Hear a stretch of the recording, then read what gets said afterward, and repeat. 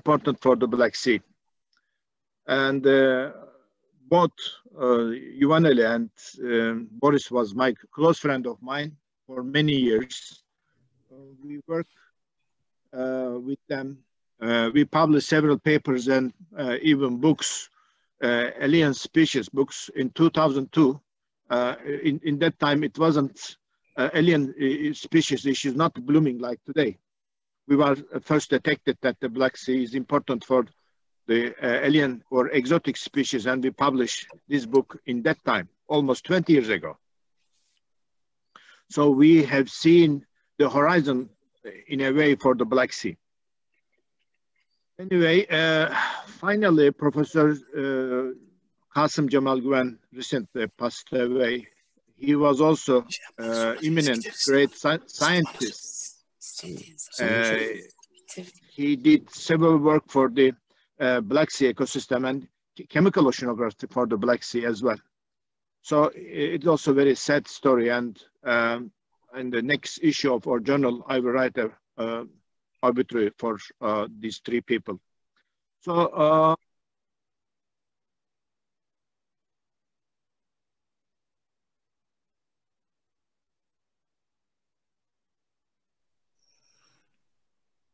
sesiniz kesildi hocam. Sesiniz gitti hocam. Hopefully Black Sea. Efendim? Varım hocam. Son bir iki cümlenizi tekrar etmenizi rica edeceğim. Sesiniz kesildi. I wish success to all the participants and moderators today. Thank you very much again. Thank you, Dr. Sezer. Okay, thank you, Bayram Hoca. Yes, of course, I would also like to give my condolences for those who lost their lives at the earthquake and those who are still suffering, actually. Okay, natural disasters are bound to happen, but we clearly see that the rate and the intensity of many disasters are increasing. So it is it is also the topic of our discussions today, because sustainable development includes actually issues such as risk management, resilience, adaptability. You know, all these issues are heavily linked to what we are trying to do. All of us here are working in one way or another to preserve the Black Sea and to increase the livelihoods of the people through blue economy, through sustainable practices. So the issues such as adaptability, adaptation plans of coastal communities is of extra importance. So I think our conference is also very timely in this manner. So Sorry, I would like to mention that we are recording this meeting. If anyone doesn't want to be seen, they can turn off their video. And maybe mute if they're not talking. I think we can mute our speakers while not talking, perhaps. Yes, yeah? Please. Thank you very much. All right. So Deniz, can you put the program on the screen of the first presentation? The first panel.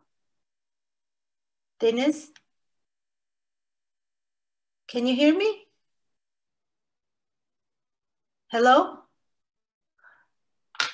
Yes, I have a bit of a trouble with that. Arda Hocam, could you please share the screen that you are sharing? So anyway, we can start while we're putting the first panel on the screen.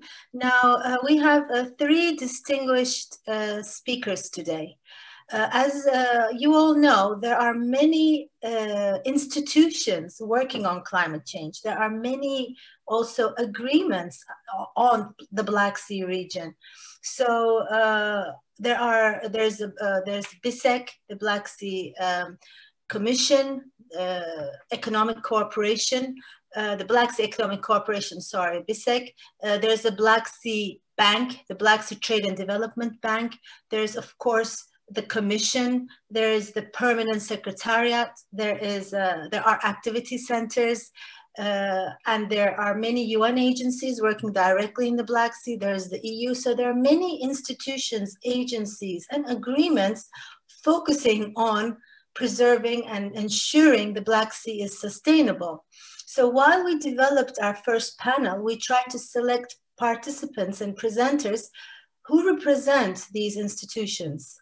So we tried to select from a range of different specialities and professions, and therefore we will have presentations on the socioeconomic condition of the Black Sea, development and investment, and then civil society development, and also politics. May I introduce the first presenter? You all have the agenda on the screen. Thank you, Arda, for preparing this. And Ambassador Çebelu, thank you very much for accepting our offer. Ambassador Çebelu is the Deputy Secretary General for the Organization of Black Sea Economic Development, BİSEK-PERMİ. Are you there, Ambassador? Yes, I am here. Okay. Do you see me? So, yes. Am I heard? Yes. Okay. Welcome. Thank you again for accepting our invitation. So we would kindly like you to give us your presentation on the role of regional cooperation in the socioeconomic development of the region, and perhaps what BİSEK does on these issues. Thank you very much. 10 minutes, please. I thank you very much. And I will begin by expressing our warm thanks to TUDAP for having invited our organization to join the Black Sea Action Day celebration. These events mark an important moment when the Black Sea littoral states agreed to act together in order to rehabilitate and protect the Black Sea. We are honored to have been asked to present an opening speech, and before delivering my presentation, I would like to join the condolences expressed by Professor Öztürk for the victim of the yesterday in Turkey and Greece. Launched back in 1992 as a political and economic initiative aimed at fostering peace, stability, and prosperity in the wider Black Sea area, the Black Sea Economic Cooperation became a regional organization with the adoption of its charter that entered into force in 1999. And over the years, our organization has developed strategies and common policy approaches of its 12 member states in many areas of cooperation. The member states made progress in shaping a common vision and in building up a common agenda in order that the regional cooperation in the BİSEK framework really serve their common interest. In 2012, they adopted what we call the BİSEK Economic Agenda towards an enhanced BİSEK partnership. Through its subsidiary bodies, and we have 23 working groups, specialized working group, BİSEK provides a good framework for interaction and cooperation among its member states, and also beyond them through the working relations established by our organization with other states and international organizations which are observer or sectoral dialogue partners, and also with private and public institutions. During its more than 25 years now of existence, BİSEK has established a culture of dialogue and understanding, and also useful networks among state and private institutions, becoming an important instrument for cooperation and coordination in the wider region of the Black Sea. The Black Sea region is complex, but at the same time is a highly important area for the world economy with a great potential of development. Through its activities and through the projects and initiatives it has promoted, BİSEK endeavored to make use of this potential and to bring added value in developing a healthy economy in our region. I would mention some of our activities and projects that might be of interest for the participants in this important event. I will start by saying that we have facilitated and co-shaped two important regional policy initiatives for sustainable economic development around the sea. One of them is what we call Common Maritime Agenda of the Black Sea, and the other one is the Strategic Research and Innovation Agenda. Both initiatives identified climate change mitigation and clean energy transition as a key avenue for action in the Black Sea region.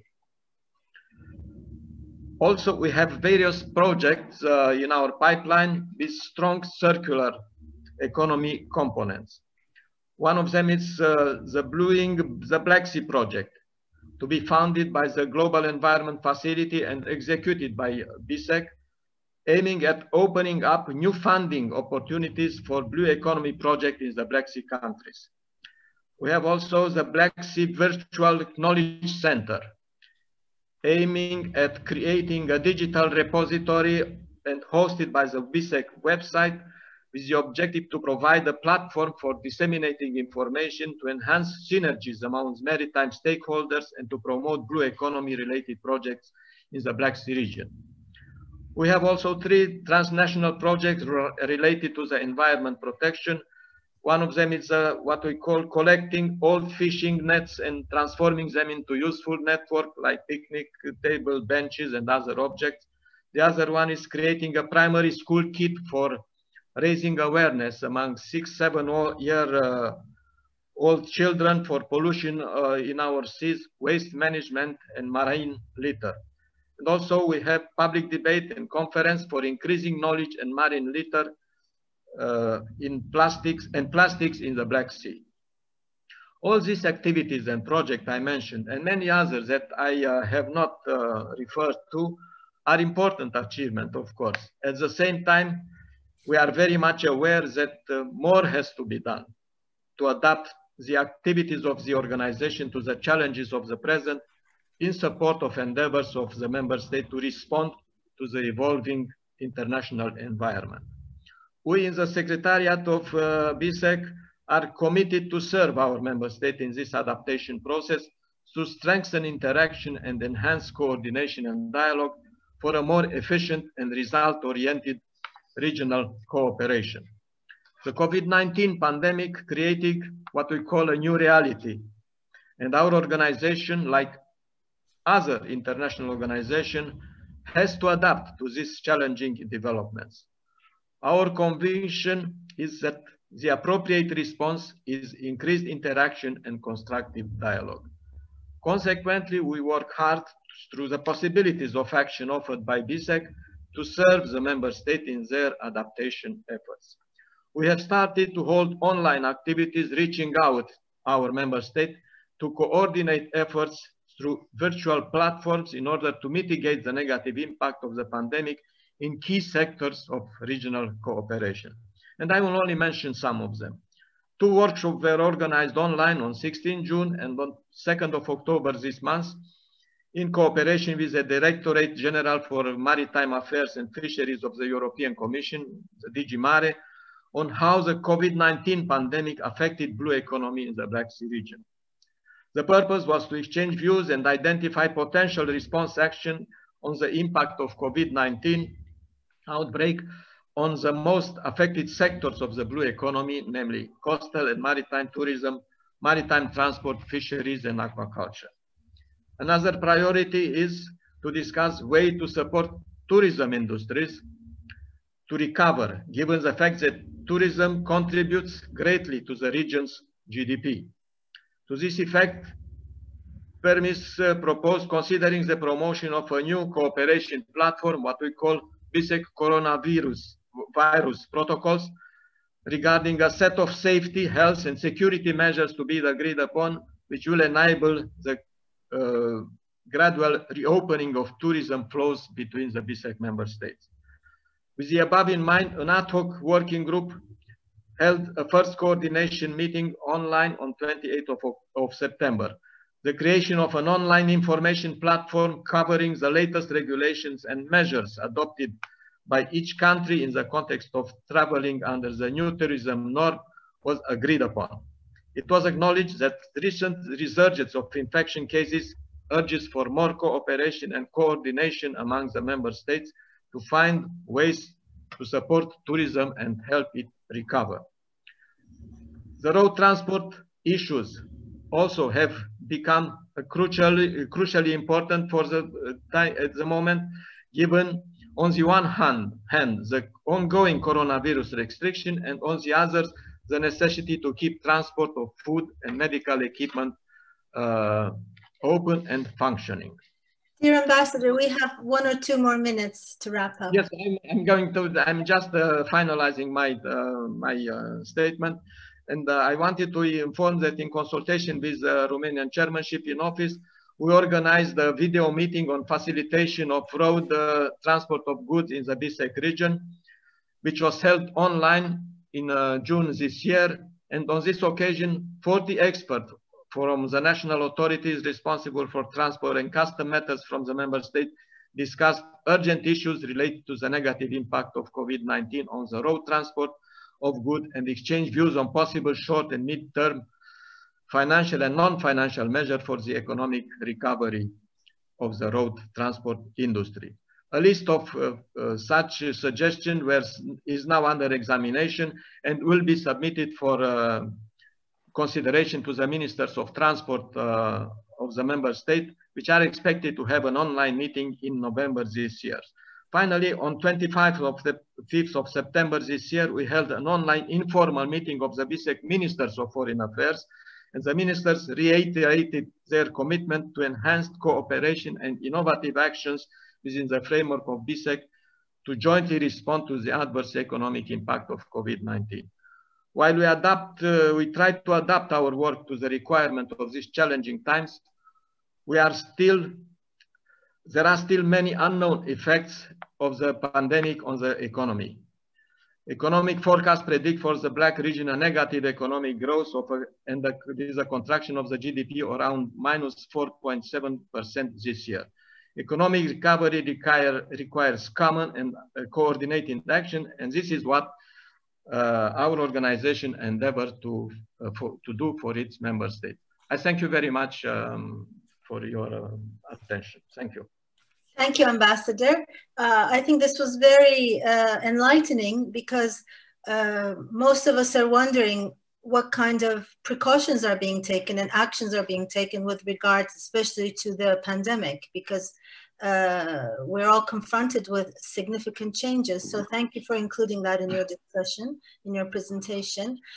Of course, the Black Sea communities rely highly on blue economy activities, namely shipping, ports, fisheries, including aquaculture, tourism, oil and gas. And therefore, these sectors are significantly impacted. And this is where I will give the floor to Mr. Demirhan, who is the Vice President of the Black Sea Trade and Development Bank. Now, before giving him the floor, I would like to especially request that he shares with us what kind of criteria they consider while lending in the region, because we mostly represent the environmental protection sector. We work very closely with the Commission, the Black Sea Commission, the Permanent Secretariat on preservation issues. However, we realize that many existing organizations in the region can sometimes work more individually, and therefore we would like to understand how to increase our cooperation, sharing of information in ensuring the sustainable development of the sea, especially in this time of a pandemic. So Mr. Demirhan, may I kindly ask you to give a presentation of 10 minutes? Sure. First of all, good morning to everyone. And before starting, I just want to express my condolences an unfortunate earthquake in the Izmir and Samos Island, which is in Greece, where I live now currently. And also, I wish a sincere, condolences for the people who lost their life and quick recovery who affected under this pandemic. Our hearts are with them. So, having said that, as you know, the Black Sea Trade and Development Bank was established under the organization of the Black Sea Economic Cooperation, which is BISEC. And this is a regional, international organization, and the banks.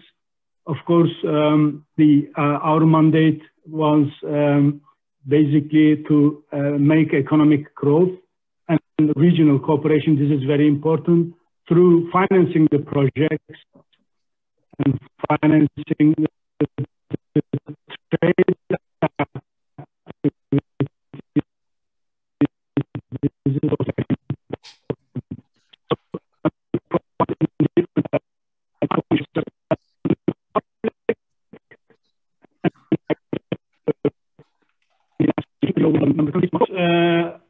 Basically, what we provide as a bank, we provide a different type of lending. We provide basically this is mostly it's a long-term loans facilities in our member countries, companies, private and both public sector, and in the different currencies, US dollar, euro, and now we are focusing on mostly local currencies, try to improve and enhance the local currencies of the member countries in order to reduce the currency violation, currency fluctuation impact. So that's also an important item and has been a policy in our bank for last 3-4 years.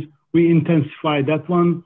So we basically issued the bond and finance the projects in the member countries.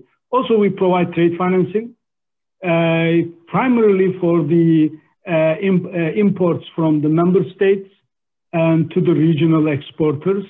So this is a short term usually. And this two type of financing, we call it unfunded, unfunded. Unfunded means guarantee, we provide the guarantees. Of course, we also provide the financing to the SMEs, small and medium size of SMEs. This is especially under this, the pandemic became very important. And the SMEs financing, usually we use the local development bank, export and agencies or Exim banks or in other banks. So, and also we are very selective on that one. We are using the Ziraat Bank for the women enterprises, especially eastern part of the Turkey for the small women, especially in enterprises. That's just one of the examples. We use the Exim banks in like Ukraine and other countries to improve, to basically foster the trade financing activities in our member countries. And also what we do also when we do all these things, we do co-financing together with other financial institutions, multilateral development banks. The co-financing can be B-loan or can be in other different forms, because when we're financing the big infrastructure project, we do it together with other development banks. So the sector-wise, of course, we are providing the energy, agriculture, shipping, tourism, manufacturing, and also now more on focus municipalities and transportation sector. Municipalities has been more on our agenda in order to support the public utilities. Of course, one of the key issues here is that when we provide such a facilities, BSCDB, Black Sea Trade and Development Bank, promotes environmental and social sustainability in our member countries. This is very important in prevent pollution and preserve the fundamental human rights in the working environment. This is also very important, and addressing the climate change. And this is also, has been an issue, especially in Europe, and promoting sustainable use of natural resources, protecting the basically the biodiversity in the member countries. So when we do all these things for every project we do, what we do, we make a disclosure of the information on the environmental and social performance of our operation. So it is a this kind of, it became like our project cycle, part of the project cycle. So every stage we basically review and make a due diligence in the project cycle. We have this specific principle for the protection, promoting the environmental and social sustainabilities in our role. So, of course, the Black Sea, our role in the Black Sea is very important. We know sustainable development in our region is important. So it's not only that one, social health values, marine environment, these are very important kind of things.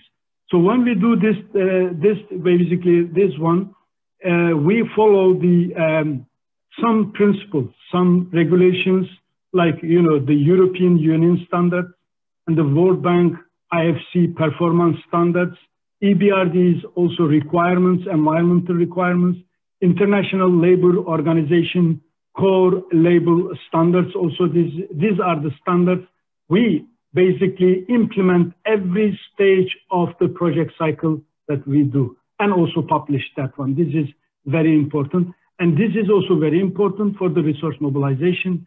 Let's put it this way, socially sensitive bond issuances, green bond issuances.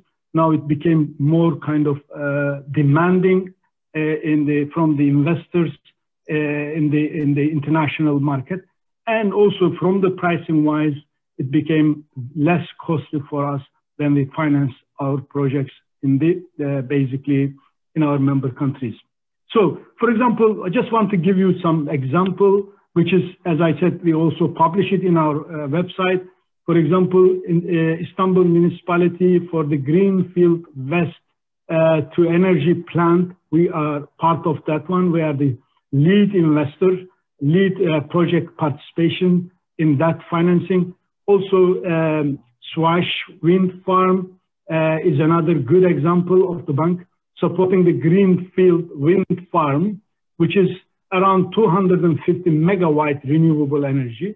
So due to the proximity of to the important, this is very important for the bird habitats, migration routes of the Black Sea coast.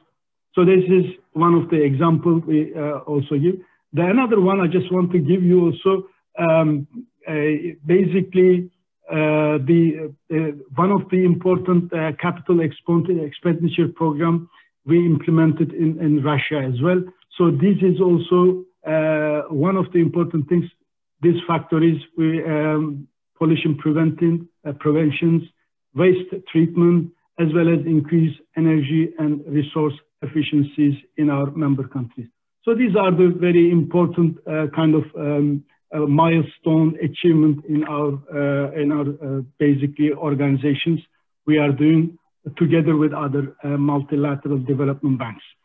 So, of course, we have also, as you know, the Paris Agreement duly recognized the role of the financial sector, and we are now shifting the capital allocation towards the climate financing, especially financial institutions. As a financial institution, we support all this action, reduce the emission, build resilience, and decrease the basically the pollution, help to decarbonize the global economy. Yes. So we have about 1 minute to wrap up. So as a kind of, just to maybe summarize this one, ESCDB as a multilateral development bank has the mandate to promote economic cooperation and development in the Black Sea regions. Of course, as I said, we provide all the solutions, all the financing and the unfunded, funded within the guidelines of the promoting the, basically within the principle of the environmental sensitivities, as I mentioned. So thank you very much indeed. Thank you very much. Now, as a procedure, I would like to have our next speaker talk for 10 minutes, and then open the floor for some questions and answers. However, I'm especially interested in Mr. Demirhan's presentation to ask a question. Afterwards, you can answer though. Before this panel, I tried to do some research on the situation of climate change in the Black Sea region. And it's very few information exists, very few articles, very few research papers. It has to increase in number, the impacts of climate change adaptability. So I would like to understand if in the future you may consider including perhaps some grants or research funding, you know, as a social responsibility effort to increase the thought-provoking research, analysis, civil society activities, people who cannot get credits, you know, and loans, perhaps as a, you know, as a social responsibility activity, perhaps to promote efforts to understand the situation of climate change.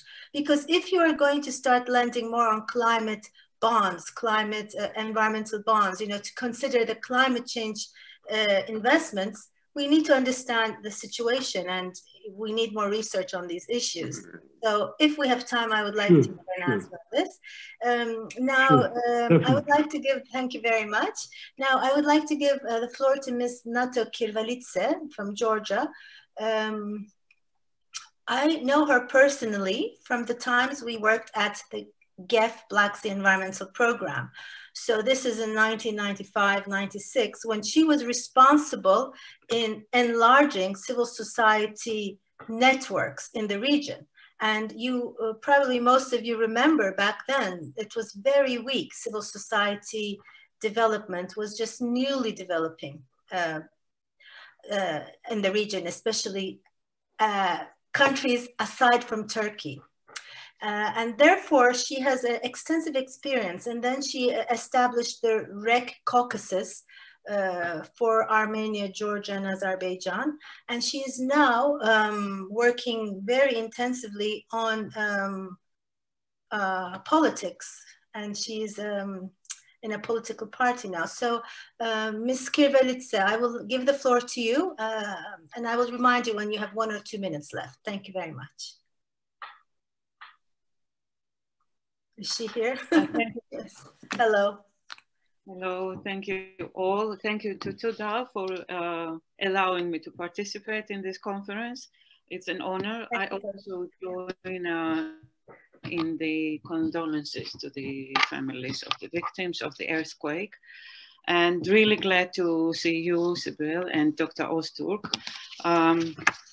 I will try to shortly give an overview of what has been happening to the NGO civil society efforts in the Black Sea region, and also what were the regional efforts of the parties, especially the green parties in the region, and what is the picture now. So over the span of the 30 years maybe, when starting in early 1990s, where we saw the rise of environmental movements in our region and the birth of many NGOs that worked on specific environmental problems. But we have to say that apart from Turkey here, because it was the time when the Soviet Union collapsed and we did not have the civil society at all in at least 3 countries around the adjacent to the Black Sea, while Turkey has probably a century-old tradition of NGOs. Then the very first international effort was in '91 when the Green Movement of Georgia organized a conference on the Black Sea. The Green, we didn't yet, it was also the Green Party. So it was then, it was both the movement and the party together. It was political organization, which separated later. So, but the participants were from Turkey, Ukraine, Green Party was here, Bulgaria, and other scientists also. So it was the civil NGOs, green parties, and other organizations that worked on environmental issues. The topics we're covering were like, you know, the Black Sea in the antique sources or in the archaeological excavations, what was about it, and also the environmental problems. But the resolution which the conference adopted was quite astonishing, because they asked for the centers around the Black Sea. They asked for the, well, it was also declaration of the sea as a zone of ecological crisis, but also asking to establish the standards to measure pollutions and reevaluate existing permissible norms. So it was quite some mixture of a scientific approach, NGO approach, and wishing also for international and regional cooperation, which later actually translated into setting up the Black Sea Environmental Program Coordination Unit, preceding the Convention Secretariat, which in its turn answered this need to organize NGOs somehow in the region, because they saw the potential an opportunity providing opportunity to provide the means for public participation and partnership dialogue among these different sectors of the society. Also, BISEP tried to strengthen the organizational capacity of the NGOs working on the Black Sea issues. The NGOs were organized in the Black Sea Forum on the national level and the international level, which represented. But I have to say that it was only the 6 countries, not the basin countries, but the adjacent countries. Even then, as Sybil said, you know, by the initiative of the Black Sea Forum, the celebration of the first Action Day happened to commemorate the anniversary of signing of the plan, Black Sea Action Plan. After BISEP stopped and gave way to the Convention Secretariat, which focused more on the government, supporting the governments, the NGO efforts became more scattered. Although I would have to say that the Turkish NGO Peace with Nature tried to organize a series of international seminars, but it died off somehow. To emphasize here that the NGOs are becoming more stronger, but the international network or networking efforts are weaker. So in the year 2000 and afterwards, the RECs come on the stage. While REC Central and Eastern Europe did not cover all the countries of the Black Sea, a new RECs, the so-called new RECs, come in one for Caucasus, one for Russia, one for Ukraine and Moldova. There are some common projects covering also some Black Sea projects, but these are also not so much organized, although successful in individual cases. So in 2008, then the Romanian NGO receives a grant to organize another Black Sea NGO forum, which is functioning until now, but the visibility is not so big. The parties, the green parties, unfortunately also did not so much maintain the synergy from the 1990s. When they organized themselves, they also involved the Mediterranean, the Danube NGOs, but on the other hand, nowadays, the green parties do not have so much original programs, so, because all the other parties in our countries have environmental issues on their programs, on their agenda. But on the other hand, the programs seem very nice, but the ruling parties very often then. You have 2 minutes, okay? All right. Forget then to bring them forward, and unfortunately, the sustainable development matters are also pushed back to give way to rapid economic development and investments, enabling more business environment. Sometimes the national security is so. In conclusion, I would say that unfortunately there are now much more NGOs in numbers, and they are well established, more developed and strong, who are focusing on specific environmental issues. There is diversity also on this, but the regional and international cooperation was more intense in the beginning, or in 20, 30 years ago than now. So something needs to be done, because there's lots of efforts, and the synergies would benefit the sustainable development and the Black Sea. Okay, thank you very much. Thank you, Ms. Kirvelidze. Yes, it's sometimes a challenge to keep initiatives ongoing and at their same pace. So I think this is where we need to all work in more cooperation, because here organizations that represent, and later on, we all represent regional efforts, economic, social, banking, environment, and therefore I think our cooperation and in ensuring this regional cooperation is essential. So we need to cooperate, I think, a bit more than normal, perhaps. Now, unfortunately, conferences and action days with Zoom is a bit challenging, and we are all learning.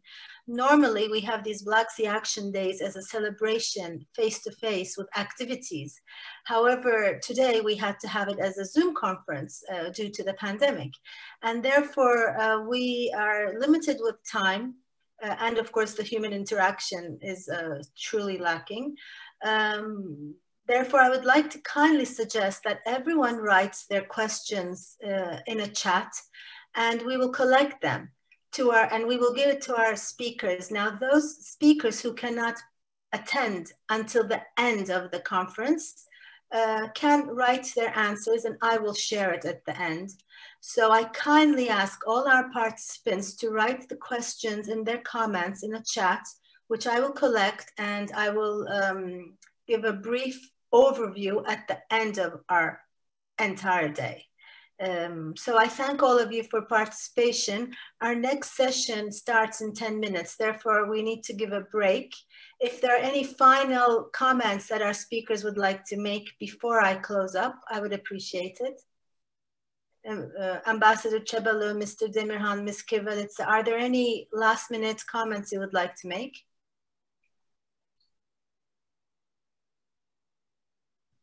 Mr. Demirhan, you're muted. Yes, sorry. I was just, I confused it a bit. Just one of the important things I just want to mention here, especially for the environmental issues, the Paris Agreement is very important an agreement. It's a guiding document for us and for the member countries as well. Just we need to know exactly what is the coverage and what is the role that basically these agreements gives the financial institutions as well as the government and the relevant kind of ministries and entities in the member countries. I'm talking about especially in the Black Sea region. So this is just to kind of a final emphasize on the Paris Agreement itself. Thank you so much for this very important reminder. We appreciate it.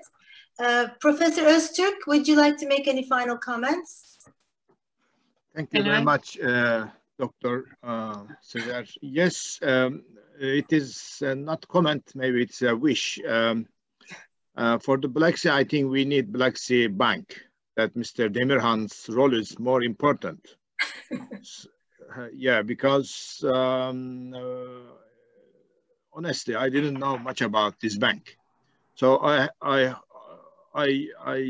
suggest that they may promote their bank and their activities in the Black Sea region, not only in Turkey, but others riparian countries as well. Secondly, for the green bonds, it's one of the promising issue for the next years. Again, we want to learn more about green bonds and related with the climate change issue in the Black Sea. As you rightly stated, that's very few information we have about the climate change in the Black Sea. And we have upgrade ourselves, and we have also concentrate our work for the climate change issue, mostly for the Mediterraneanization issue. There are several Mediterranean origin species now arriving to the Black Sea. And this is a threat for the fisheries, biodiversity, and entire Black Sea as well. Anyway, Dr. Sezer, thank you very much for your very high effort and very much appreciated. Thank you. Thank you. So we'll see everyone at 11 o'clock, right? I think so. Don't go anywhere else, because we have a very important issue. We have a surprise, but Dr. Aytan will give us about what is the surprise, what kind of surprise, how surprise, and how extent of the surprise. So don't go anywhere else. Please stay with us. Thank you. Bye-bye. Thank you, everyone. Bye. Bye. Bye. For the time being, yes. Thank you.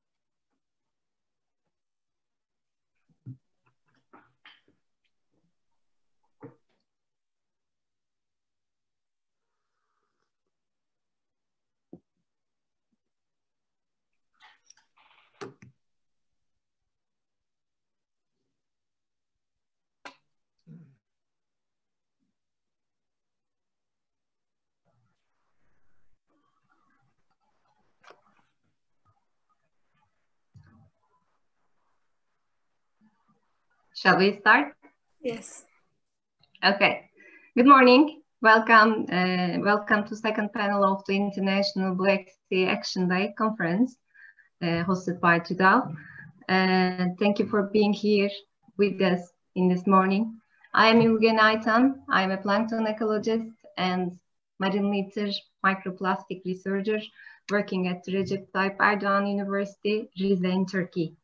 It's a great pleasure to be moderator here today. My deepest condolences before the program to everyone who lost a loved one and who does suffer due to the earthquake happening in the agency yesterday. So I would like to introduce our panel.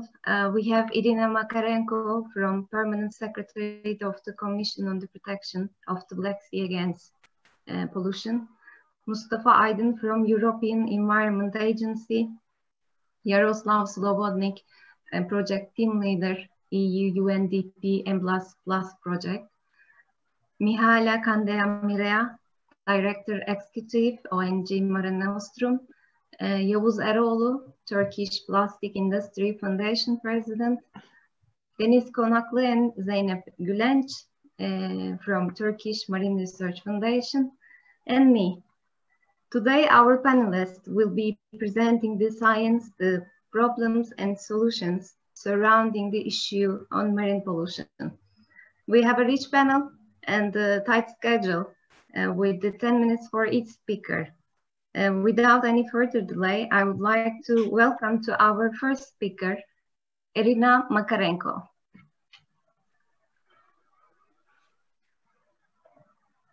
Thank you very much, Ülgen. Good morning, dear friends, dear colleagues. It's really, it's always a great pleasure to join you. And I would like to thank you for all your efforts on the Black Sea and also the efforts to bring us all here today, despite these challenging times. And before proceeding to my presentation, let me just try to share the screen. First, I wanted also to join the condolences on the victims of the yesterday earthquake in Turkey. Although here in Istanbul, we didn't feel it much physically, but the consequences are really, really more than awful. So I really join those condolences and also want to memorize our colleagues. And actually this morning I was thinking that we are really missing in the Black Sea family Professor Zaitsev and Professor Alexandrov. So I used to work with them for more than 10 years, and I think today is a real opportunity to commemorate their efforts and mark their contribution to the Black Sea science. Do you see the screen? Because I'm not sure if I shared it. Yeah. I don't understand. F5 doesn't. Let me see. Press. Oh, okay. That's fine. I have this privilege to share with you some of the activities that we are doing in the Black Sea, and maybe to present the role of the Black Sea Commission as a regional sea convention for the Black Sea. All of you, of course, know the countries we are covering. All of you know the region and most probably our activities as well. It used to be a very colorful map, but because of this territorial conflict, I tried to keep it only with one color. So this is also one of our challenges for the moment, not only the coronavirus, let's say. So for those who doesn't know anything about us, so the Bucharest Convention, which the Black Sea Commission is actually aimed to implement, was created, was signed in 1992 and ratified in 1994. So it's been more than 25 years. So we are trying to prevent, reduce and control the pollution in the Black Sea. So this is how it was initially in the text of convention. But as you also all know, that with years and together with other 4 protocols that were signed, we also extended our mandate to many other issues of concern. And we have the LBS, pollution from land-based sources, dumping, emergency situations, and the CBD protocol that was signed together with the convention. And our main document is the Strategic Action Plan. In fact, today we celebrate the 24 years since the very first Strategic Action Plan was signed. So this is still our main document, and actually this is what we are aimed to implement. You also all know that we have 6 advisory groups.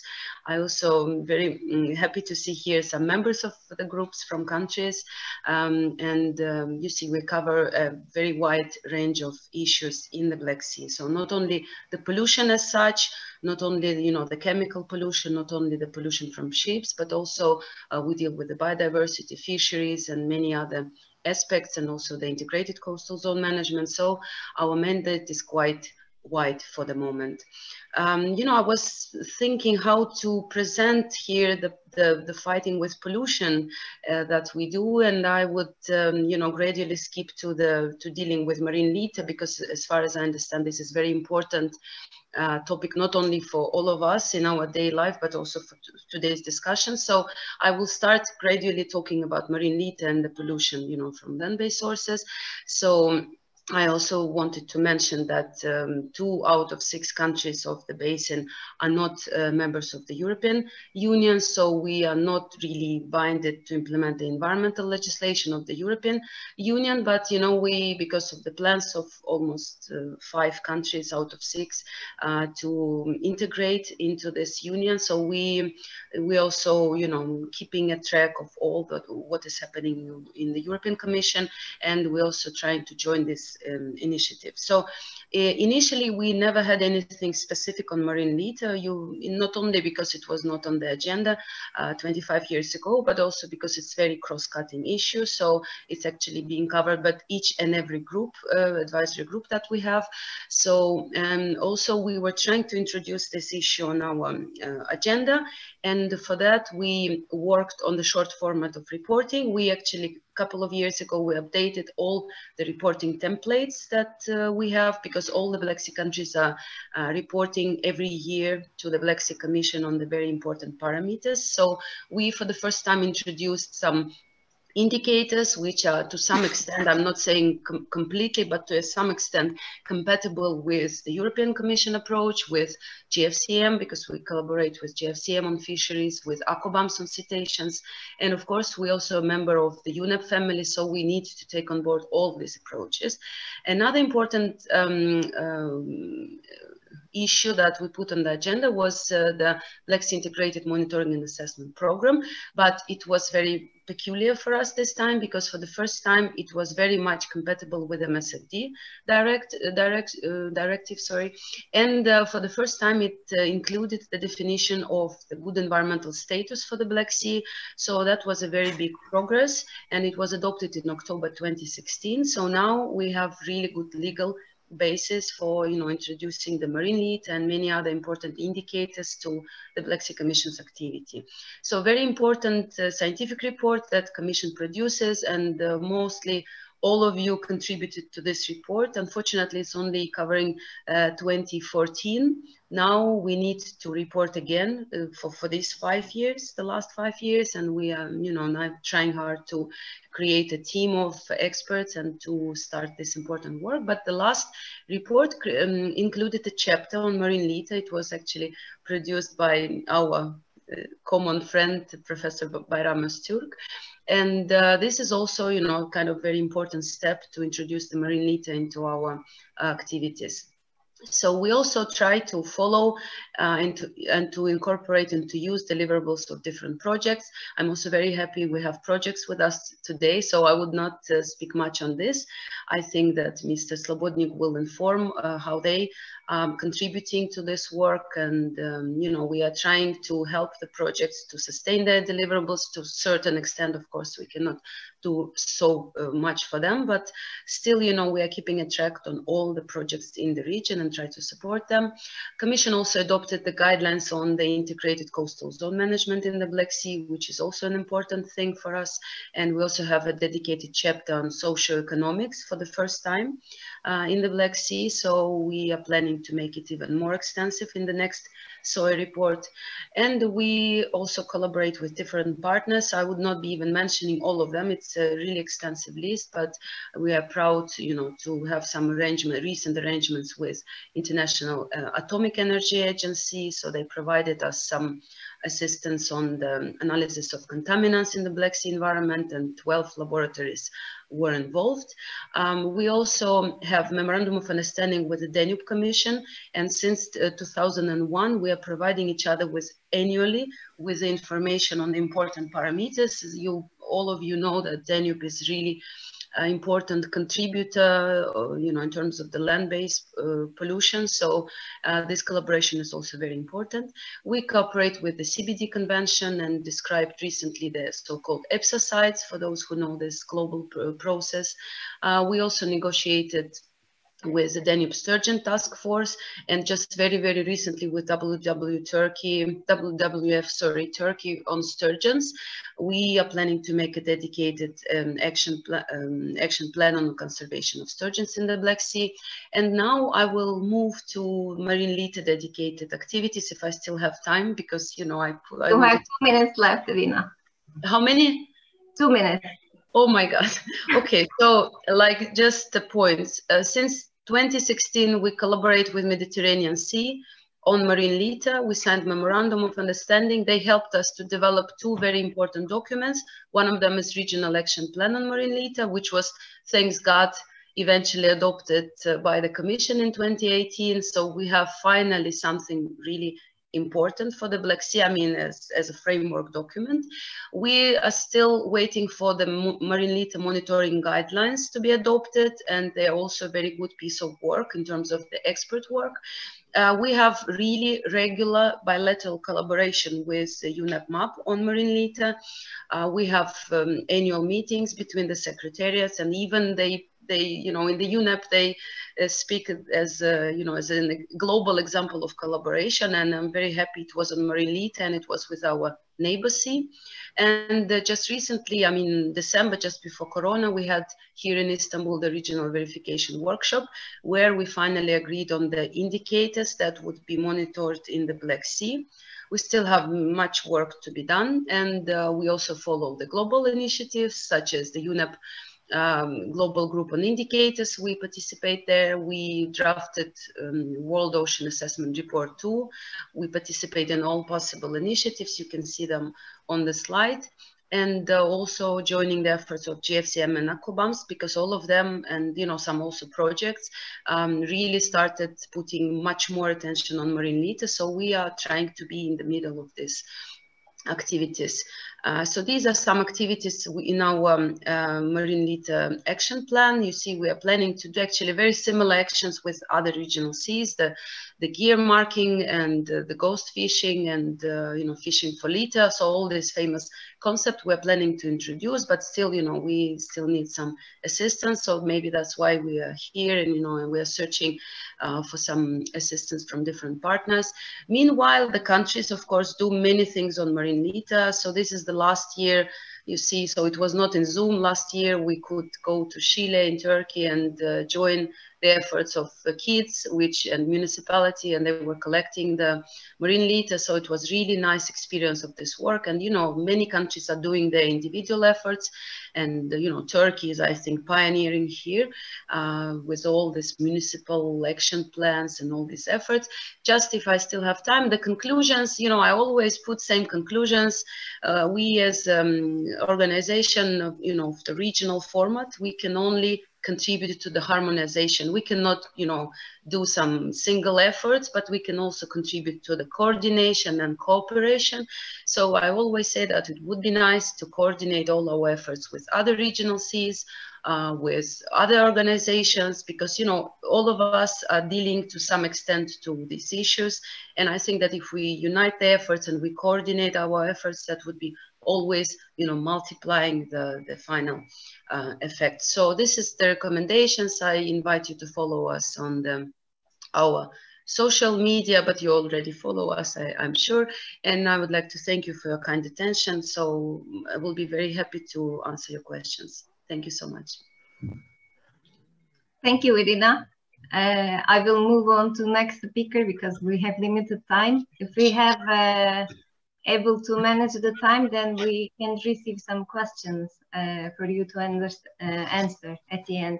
So our next speaker is Mr. Mustafa Aydın from European Environment Agency. Good morning. So thank you for the opportunity. I would like to first of all congratulate starting from every individual at the Black Sea who attends from a single cleanup event for marine litter or part of an NGO trying to help to save the Black Sea environment, to every institution here or not here today who contributed to the efforts of the protection of the Black Sea environment and your Black Sea Day. However, of course, this congratulation and this celebration is a half celebration because of the earthquake, and our hearts are with our friends in Izmir today. The European Environment Agency is a European institution, European agency working with the European Commission under the umbrella, which aims to provide reliable, timely and robust information for the European policies and the public for a sustainable Europe. We have 33 members, including Turkey, and all over the Europe, all the European member states and non-member states, and also cooperating countries in the Western Balkans region. Also, we closely work with non-member Black Sea countries with our projects and our activities, because regional cooperation dimension in all the European seas are one of the main targets for the stakeholder cooperation work of the European Environment Agency. In a decade of unprecedented environmental crisis, we believe that it is so crucial to work on the environment. Environment cannot be considered as a kind of luxury item for any country, developed or undeveloped, coming at the last points of the agenda. Environment is now at the heart of everything. And we need to take it very seriously in this decade. Otherwise, the COVID crisis is just a small wave compared to upcoming climate change crisis. And most of all, the crisis that might destroy the life on Earth, the biodiversity crisis.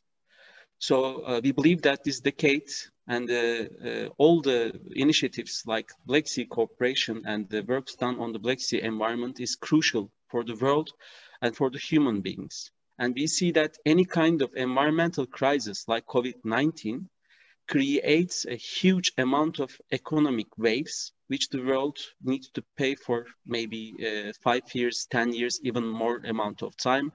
And it is so hard to calculate the results. So I'm so happy to be here today to present the activities and to speak with you about the future of the Black Sea. So EEA closely works with the region. We have a report in 2019 on diagnosis report on the Black Sea environment and the capacity building activities necessary to improve the monitoring activities. EEA is a data institution, information institution. We derive from this data and information thematic assessments all over the Europe, inform and provide solutions in our state of environment reports and all types of state of environment reports. I would recommend our recent publications on contaminants, eutrophication on the Black Sea, for example. We make comparisons of the regional seas. We work directly with the Black Sea Commission within a memorandum of understanding and data sharing, capacity building activities. And we also have an important project this recently ended, European Neighborhood Instrument East, ENI East project, which aims to harmonize the environmental indicators, increase the country's capacities on producing environmental indicators, which are in line with the European Union and EEA indicators. And we try to increase their capacity on preparing national state of environment reports. And also marine litter, everybody referred to marine litter today. I lead the Marine Litter Watch project here at the EEA, which is an important NGO network, one of the most important and good examples in Europe on NGO cooperation. And we have very important partners like Black Sea NGO Network, Mare Nostrum, and also EMBLAS project. And also countries help us, like Georgia, Ukraine, Turkey at the region, and Anemone project also contributes. And we have more than 2 million items database on the Black Sea region, and which is a successful marine research project on the beach litter. And we are producing assessments, yearly assessments on the data and comparison of the regions. So EEA gives a very important, too much importance to the Black Sea region, and we believe that the capacity of the institutions, financial capacity, operational, institutional capacity of the institutions need more support to produce better results, better work at the region. And especially we support so much the increase of the capacity of the Black Sea Commission to operate, because we believe that the Black Sea Commission should be at the heart of the work at the region, because all the countries are the members and it is the heart. And so we also give a lot of importance to work we do that today. And what we do is important is that we need data and information flows. So EMBLAS project, the projects like EMBLAS project are so important for the EEA to cooperate with them, because the successful EU projects provide very quality data. Almost for many years, EMBLAS is continuing at the region, and it is very crucial for us, the continuity of these activities. And we appreciate the efforts of Black Sea Economic Commission in the region, recently giving a lot of weight on environment-based activities, and an economic institution giving this weight and working on the environment provides too much hope for the Black Sea environment. I don't want to take it too long. We have a lot of activities at the region. We are so much happy to be with you today, and I'm open for the questions. I wish that this decade, the new decade with unprecedented environmental crises are waiting amongst us, should be taken by the governments very seriously at the Black Sea region, and also with the Commission's support. We increase our collaboration with every stakeholder in the region, which is so important to us, from individuals to NGOs to institutions and to every project being done. And I invite you to work more closely in order to really make a difference for sustainable transitions and green transitions in the Black Sea.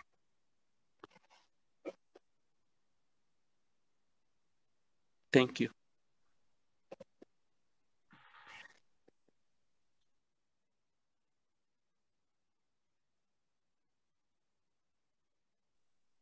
Thank you very much. Ülgen Hocam, are you there?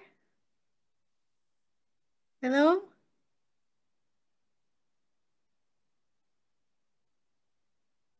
If Ülgen is not here yet, and if I have time, I can continue for the importance of the holistic assessments on the region. Black Sea needs more scientific surveys, more holistic assessments, which focuses on land-sea continuum, source-to-sea approach. We would like to see more assessments, holistic approaches that would provide us more information on the basin, the catchment area, and what is happening, the source of the pollution, the pathways of the solution, finally ends up in the sea. So if we are able to see the sources and the pathways of the solution, we can better successfully assess the success of our policies at the region, and we can provide better answers. And whatever data flows from the region to the European Environment Agency gives an important opportunity to make the comparison with the other regional seas in Europe, because they are all a system. Nothing is individual. Black Sea is so much connected with the Mediterranean, for example, or whatever happens in air pollution or climate change in the Black Sea affects also the other regions and vice versa.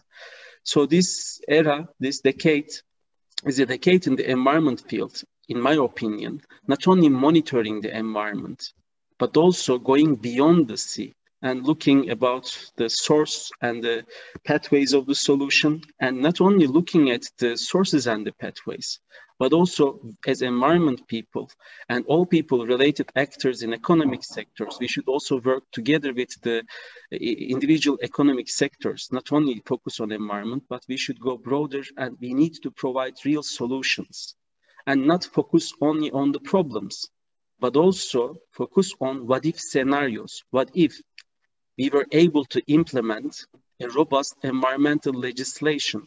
What if we were able to effectively allow everybody's contribution at the region? What kind of solutions we would see? We need to give hope to people, and we need to show the people, show the policymakers and the individuals what is the solution.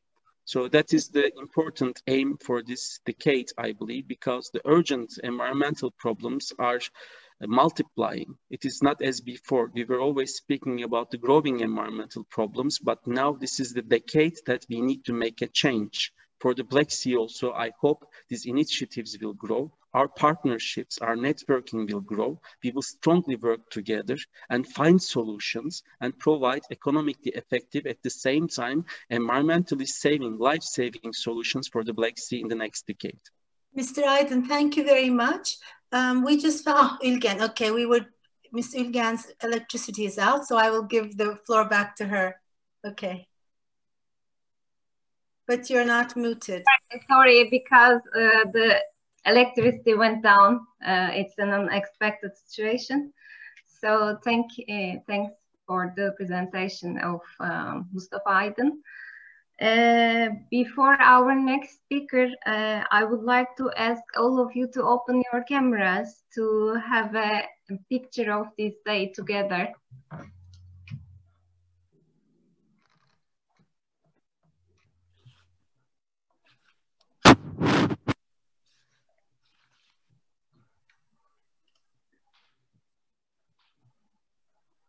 For the newcomers, please open your cameras for a picture together. Thank you.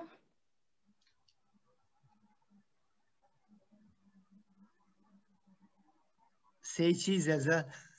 Cheese. One moment, please. We have a 3-page.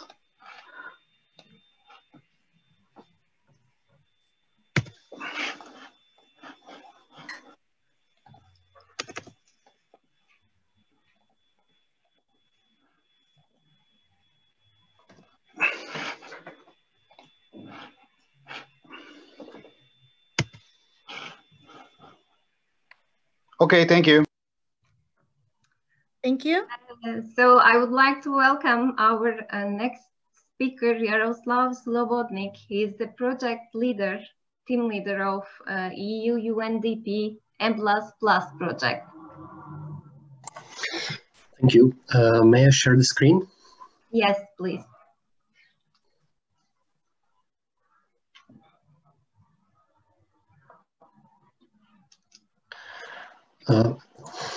Is it on your screens now? Yes. Yes. Okay, so thank you very much for inviting me to this very nice event and for giving the opportunity to share our view on how the EU marine and water policy is implemented in the Black Sea region.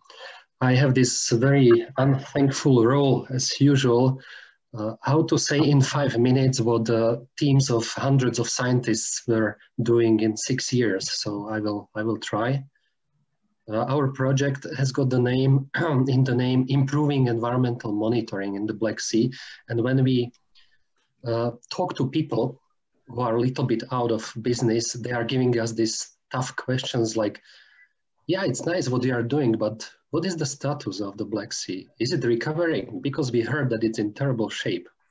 And to keep it simple, I start with the conclusions, like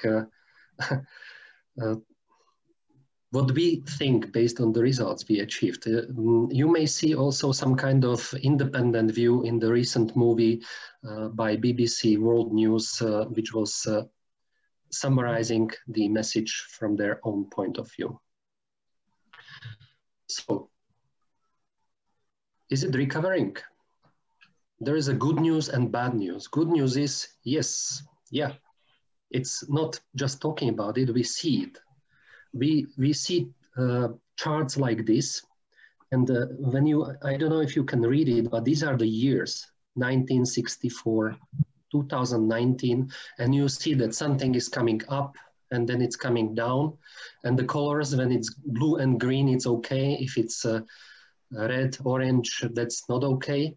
But we see that the situation in the Black Sea, in this case for macrophytes, the underwater plants in the northwest Black Sea shelf, they were quite okay in 60s, then it got very bad, and now the situation is getting better. And I'm just showing this as one example. We have many of these examples that the biologists are telling us, yeah, Black Sea is coming back to life.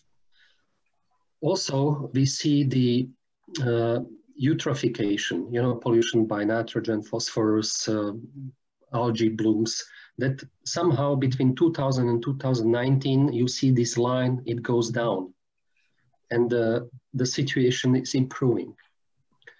And also we see invasive species, probably you know all of these gelatinous macrozooplankton, making it unpleasant to go to water, not nice to look, that from 1999 to 2019, we see that it goes down.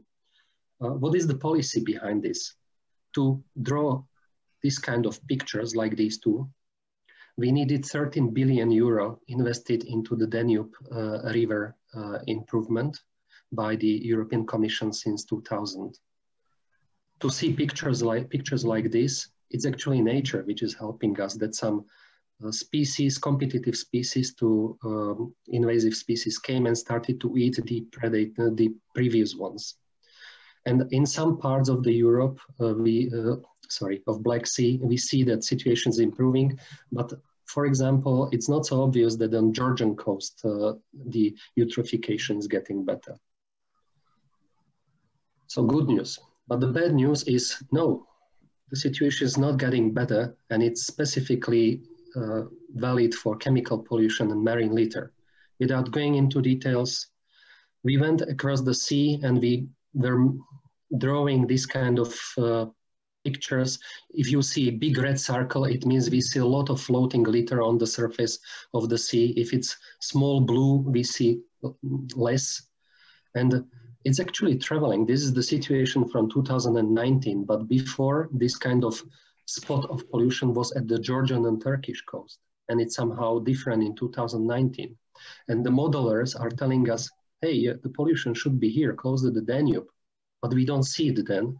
So we need more information to understand, as Mustafa said, how the whole marine litter pollution works in the Black Sea.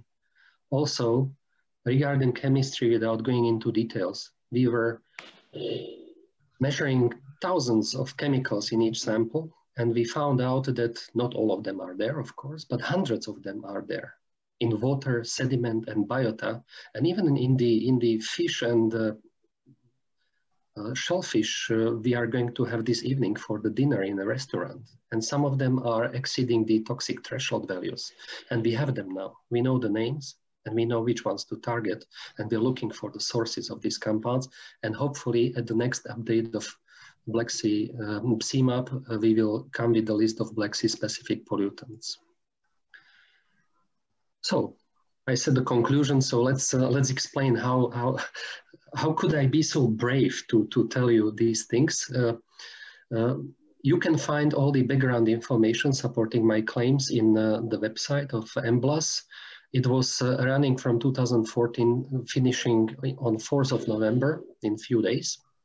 And it was mainly for Georgia, Russian Federation and Ukraine, but we were talking also with the other three countries. And there's plenty of reports and information to find. Very soon you will see the MBLAS final scientific report with the wrapping up of the historical pollution and pollution we found in the project. How we got this data, we were organizing joint Black Sea surveys. It means big ship Marine Group was crossing the sea from Constanța, Odessa to Batumi and back. we were running surveys in the coastal and territorial waters of the three countries. And we were able, next to the pollution issues, to point out all the significant issues we believe are important for the Black Sea as a guide for the decision makers. If you have the money, what to target first. And I don't go into explanation of this one, but this is infographics by Coastal Society telling us which are the significant water management issues in the Black Sea.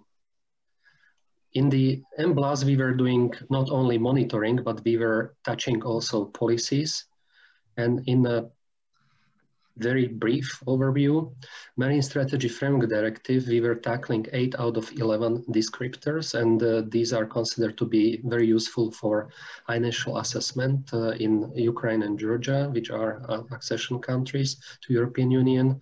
We were doing a lot to support EU Water Framework Directive, which is valid for coastal zones, and we systematically tested all biological equality elements, priority substances, and defined these river basin specific pollutants for the coastal zones. And in the process, we are cooperating closely with the Black Sea Commission, European Commission, Joint Research Center, European Environment Agency, Mustafa just mentioned it, DG Environment, European Chemicals Agency, and more recently, actually, OSPAR and HELCOM, dealing with similar things in North Sea and Baltic Sea, are very closely watching what we are doing in the Black Sea and even overtaking some of the approaches. The methodology, how we feed the policy, is to put the colors on the maps. So probably you know that in WFD we have 5 colors. Blue and green is okay. If it's yellow, orange, red, it's not okay, and we have to invest money to improve it. And it's linked to good and not good environmental status according to Marine Strategy Framework Directive. But it's not just game of colors. It's terrible work behind to delineate the coastal water bodies, marine assessment units, to find the indicators for each parameter, and to derive threshold values for each indicator based on historical data. But we have it now. You can read our report. And this is roughly like the sites where we have the data from in the last 6 years. And you see it's pretty many. It was empty before, you know, for this kind of information. Now, I believe that we have one of the best covered networks in Europe. And I would not draw your attention to these black spots, but you see these fine lines on your screen? These are marine assessment units. And when you go to the coastal, you see these are coastal zones. So now we are able to put colors on each of these polygons, which are here. And what we are doing now, when we have the information based on the, for example, these black spots here, we are not putting the color only on this polygon, but on Turkish European Economic Zone as well. I did not put the colors by purpose here because it's pretty political and we are just discussing, like, can we do that? Would you be happy with it? But we have the information. All the data are in the Black Sea Water Quality Database. When we were checking it last time, it was more than 340,000 data there. And we are happy to keep it open and to share the data with all the European Commission services, including European Environment Agency, EMODNet, and the information platform for chemical monitoring. And what is this good for? So in the end, at the national level, people are doing monitoring networks based on facts. They know why they put each of these points here. And these are, for example, this is example of Ukraine. They have stations at 3 levels, like first, second, and third category, and different parameters are there. At different times of year, they go there and analyze, and all of this is fully compatible with the EU legislation. And based on the outcomes, we are able to report to European Commission exactly the same way like people in Baltic Sea and North Sea are doing. Dr. Slobodnik, you have 2 minutes left. Okay, and we know the costs of the monitoring now. There was a lot of new things, unique even globally, done on the Black Sea. I will not go into detail, but non-target screening, microplastics, environmental DNA, antimicrobial resistance, and so on, all these results are available. And we are also implying, we are trying to be compatible with the things which are done on the rivers, like Joint Danube Survey organized by the International Commission for the Protection of the Danube River in 2019 was using exactly the same approaches as we did on the Black Sea, and the results are here available and compatible, and similar thing we have for Dniester and Dnieper. And final message, from many challenges which are ahead of us for this meeting, I would highlight one. Are we ready to finance common surveys in deep sea basin, where the money of all the Black Sea countries would come together, or Black Sea countries would ask for this financing European Commission? Okay, thank you for your attention. Thank you, Dr. Jaroslav Slobodnik, for your presentation. We can receive a question for you by the chat box from our participants. And now I would like to welcome our next speakers, Mihaela Candea-Mirea from Mare Nostrum. Hello, everyone from the western side of the Black Sea.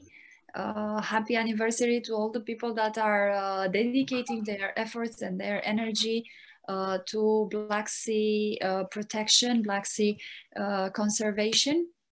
And my presentation will be dedicated to answer maybe some of the questions my previous speakers raised, meaning how we can get more information about the marine litter polluting our Black Sea. And the answer that we propose is by citizen science. And this citizen science is very helpful to get a lot of information, but also to get a lot of benefits from involving citizens. And I will present you the Black Sea experience and a pilot study that we made through the Anemone project that is currently undergoing. And you see here all the partners, and we are happy to have partners from Romania, from Bulgaria, from Turkey as well, and from Ukraine. So we have 4 riparian countries that shared this common challenge to apply citizen science in marine litter monitoring. Citizen science can be the core between science, between policy, and between citizens, and can be the linkage that will bring all this together and will help to identify problems, to form policies, to propose solutions, to adopt and implement those legal solutions, and in the same time to evaluate all the time the results of policy and actions. How we applied the citizen science in the Anemone project? Well, we had parallel marine litter monitoring developed by citizens in the 4 countries participating in the project. The main results that we achieved, very centralized, very integrative, are 4 countries involved. We had more than 78 square meters covered with this monitoring. We have more than 240 participants, and we surveyed 25 areas and eliminated from the beach area more than 64,000 items of marine litter. All this data is reported on the Marine Litter Watch platform that Mustafa was mentioned earlier, and there is there a community, an Anemone community, and hopefully this community can continue their work in the future also with these citizens involved. But in order for the citizen science to really work and to feed the scientific scientists with real accurate and useful data, we need to cover some really basic and important steps. For instance, the training is very, very important because it provides the people with the necessary information. In the same time, makes them aware about the problem that is marine litter for the Black Sea ecosystem, and also makes the citizens very aware of the importance of the monitoring methodology, because sometimes people can be over enthusiastic and do more than needed, and to create bias in the data. But if researchers really explain why they need the data in this way and how this data will be used and the results they will help to produce, then people can be very, very keen on applying a very good methodology.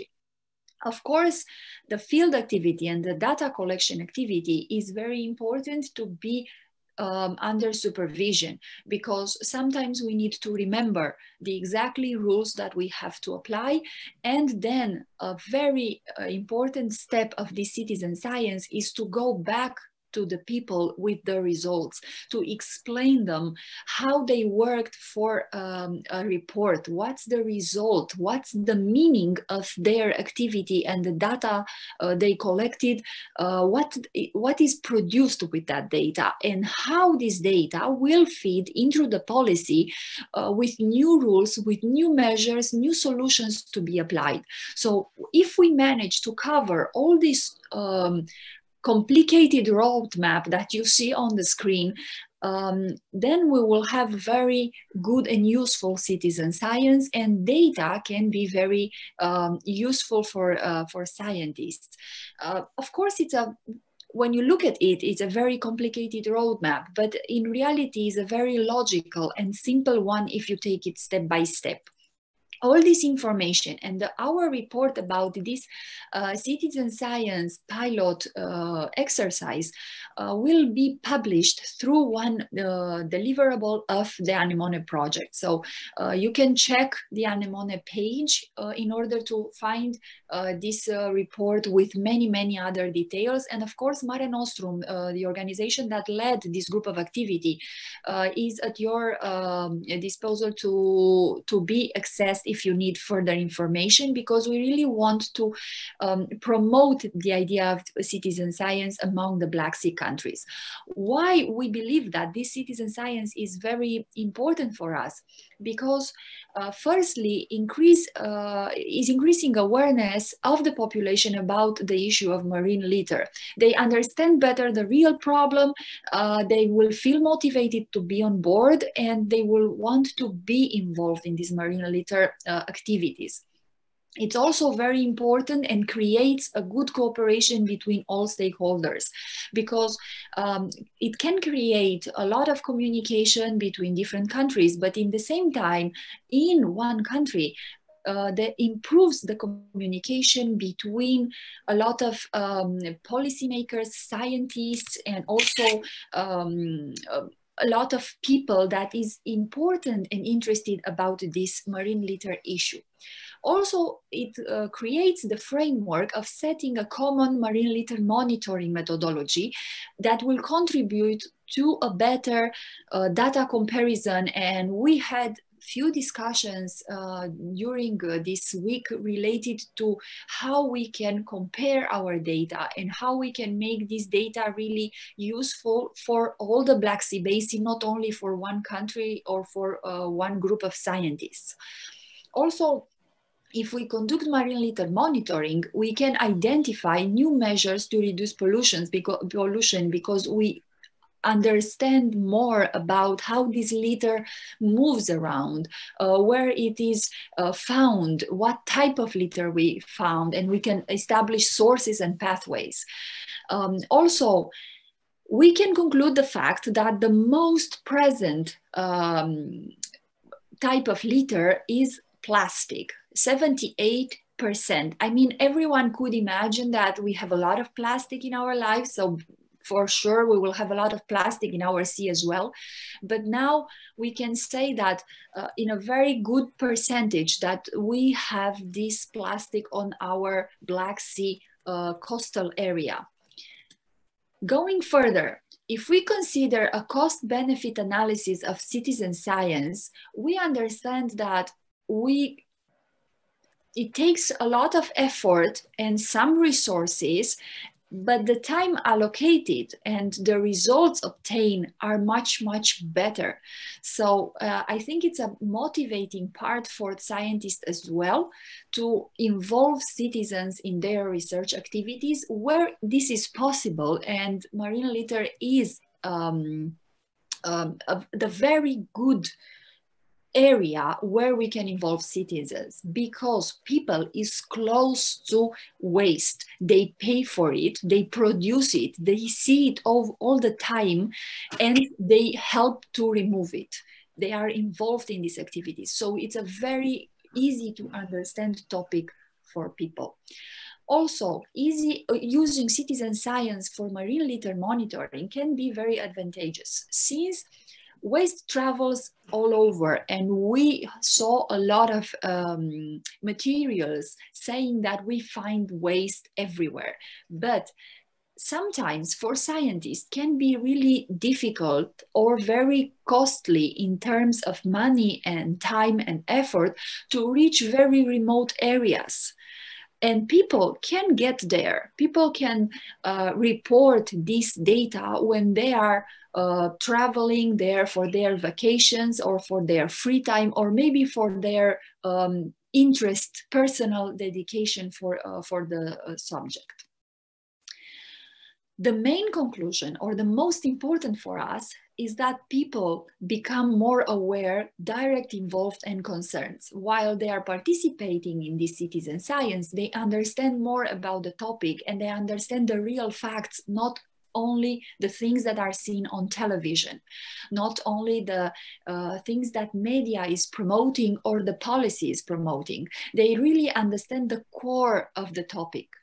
And also people can see the most easy to apply, less costly and high efficient ways to solve it. Sometimes policy really complicates itself when they try to find measures. They try to find very complicated measure with complicated technology, and sometimes they are missing the simple solution really ahead of them. People coming with a fresh mind, with a fresh approach, they can really see this very easy to apply measure that sometimes produces a lot of good results. You see there some pictures. The one in the left is from Turkey. The other one is from Romania. The main idea of these pictures is to show that the effort was a combined one, a joint one, and it felt really good, and it was really motivating for the people to know that not only in Romania this activity was done, but also 3 other countries in the Black Sea, 3 neighboring countries were doing the same thing, and other people were fighting for the same issue. So in the end, they proposed some solutions. I was talking about the really easy solutions, and they found 3 main topic areas. Of course, the most familiar one, education, legislation, infrastructure. So people want to educate people and also to educate companies, the mass producers of this waste that we find everywhere. Also to enforce legislation, and coming from people, this is a very good thing because it means that they want rules, they want to be sometimes even forced to apply these rules, and also to improve this legislation in order to make it more strict and more punitive for the people that don't apply the rules. And also they want infrastructure, because still, even if they want to better manage their waste, sometimes they don't have the resource to do it, the infrastructure needed. So where it is, it has to be improved or find better solutions, and where it's not, needs to be created. One example of good practice. Yeah, Ayla, yes? your time is up. We need to okay. next I just have Two more slides and I end. Thank you. Okay, thank you. So the best practice in Romania after this citizen science exercise is to push a local decision in Constanța municipality to ban single-use plastic for the municipality events. This was adopted in 2019 and it was a local decision supported by the people that also participated in this citizen science monitoring. And with this, I thank you for your attention. I'm open for your questions if you want to know more about it. And if you want to further develop this subject, we can hear each other on email, or you can follow our Facebook, our blog, and our webpage. Once again, happy anniversary to all of you. It's good to see you all on this Black Sea Action Day today. Thank you, Mihaela, for your presentation and for your effort. So our next speaker is from a sector of plastic. So I would like to welcome him, Yavuz Eroğlu. First of all, I'd like to also say happy anniversary and thank the organizers for also putting the sector here in this issue of the Black Sea. First of all, let me start by what is the importance of the sector to be here in this conference and also in these activities. I am representing the Turkish plastics industry. PAGEV is the NGO of the Turkish plastics industry. And the Turkish plastics industry, actually it's a big industry. How big? If you compare the European continent, it is the second largest producer of plastics items after Germany in the European continent. And if you compare it globally, it is the sixth biggest producer of plastics items. So we have a huge production of plastics items here in Turkey. But when we are talking about marine litter, we have to talk about something global because it is not static pollution that we are talking about when we are talking about marine litter because of the waves, and it's going all around the world. So globally, the plastics industry, it's a fairly new industry. I think in 1950s, it was just the start of the commercialization of the plastics. And the reason why the plastics was found was for a very good reason, because in that time there was a problem of the billiard balls, because all the billiard balls was made from the elephant teeth, from ivory, and there was a competition to find a solution so that the elephants did not get killed for their tooth. And this was the start of the finding of the first polymer for the plastics. And in 1950s, it started at 1.5 million tons. And today, if we're talking about the global production of our industry, of the plastics industry, it's about 300 million tons. So it's incredible, huge production increase, huge increase of consumption, it means. So why it was so consumed a lot? First of all, it is cheap. It replaces a lot of items. It is easily getting colored. It's mechanically differentiated. It means that you can have plastics softer than silk, and you can have plastics harder than steel. So it's very easy for them, and they are light. So it has some advantages. That's why it got so big a market. And the biggest advantage, one of them, is getting lighter material compared to the other alternatives, which we are talking about less CO2 emissions, which means that today in our cars, we use a lot of plastics and we have much more less CO2 emissions thanks to the weight of the car because of the usage of the plastics. The same applies for the airplanes, because the airplanes are made of a lot of composite material consisting of plastics. So they are running all the way around the world at a less CO2 emissions and cheaper airplane tickets because of that one. And you know that the biggest CO2 emissions comes from the livestock. And now in the past, we have all the clothes made from the wool or the cotton from the agriculture, and changed to go to synthetic fibers. And now because of that, we can have cheaper clothes and there are less CO2 emissions compared to the livestock alternatives. Same thing applies for the agriculture. Agriculture, when we're talking about the food production, In the past, we didn't have the drip water systems or the greenhouses made from the plastics. So we had much less agricultural efficiency and we could supply less food. Now we can supply a lot of food to a lot of people, and we can preserve them from the field to the supermarket because of the packaging that we have in plastics. And also now, very currently, now we're in the, unfortunately, this pandemic era now we're facing. We know that the biggest saving tool that we have are the masks. The masks are made from polypropylene, which is also a plastics material. But all these things that I told to you are something that we all know. But the problem is, after all these good things that the plastics brings to our life, if we don't dispose them right, if we use them excessively, if we consume them a lot, we do not make, consumerism, using a lot of consuming a lot of plastics without knowing how to dispose it, or the governments or the local authorities, if they don't have good waste management, all these good things that is brought to the life of the people gets damaged, gets, let's say, unsustainable. This is the problem. Now, this is the problem that we are all on this table to find a solution, because we know that plastics has some benefits. That's why it has increased. But because of some of its benefits, for example, because it's cheap, people use it a lot. And if they don't dispose it right, or if we don't have the waste management system, or if we consume more than necessary, like the excess packaging that we had, then we have the problem. So when we come back to the marine litter problem, the marine litter problem is, as all the speakers has mentioned, it's mainly a land-based problem, because we know that most of the waste comes from land-based sources to the marine environment. And this has to be tackled. And now the question comes here: what does the plastics industry do about it? Well, when we are talking about with TÜDAV, Mr. Bayram Hoca, he's always asking, what does the industry do about that?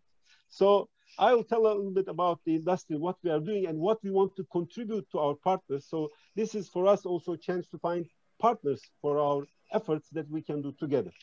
So the main issue, as I said, is to tackle with three things.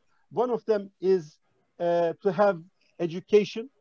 What does education means? Education of the citizens, to have an idea of circular economy, an idea of recycling, a motivation of recycling. Second thing, education of the industry, because the industry has also to be educated, so they produce the right sustainable products, and they are also moving and helping the system for a sustainable solution, and also contributing to the legislation and working with the government together. So this is one of the issues, and the waste management issue that we also have to take part as the industry. So I'll just tell what we are doing about it, about the more, let's say, solid things that we are doing. We do a lot of awareness campaigns all around the world, the plastics industry, but the consumers, but the public needs to know what solid things does the plastic industry do for the solution. So let me start with what we are doing here in Turkey. And this is about this problem, marine litter problem, about the waste management problem overall. So we are working with the government together. We are one of the government's licensed companies. We have a subsidiary of this plastics organization, which works with the government, which helps to increase separate collection. It's called PAKÇEV. With PAKÇEV, now we are representing 5,680 brand owners since we started in 2014. Until today, we have recycled 1,360,000 tons of packaging waste all over Turkey. We work in 81 municipalities. We serve 13.5 million population. Yeah. Yeah. And we also give these municipalities, to help them to cover all these people, we supply them collecting equipment so that they could easily collect the waste, and they could collect it separately, so that for the circular economy, we need better sourced waste that has more economic value. You see that all this equipment we supply to municipalities, we fund them for the municipalities so that they could easily collect the waste and recycle them. We go to the public, we go to the houses, we make education in door to door in the houses, telling the people importance of the circular economy, of separate waste collection, all this information with our people.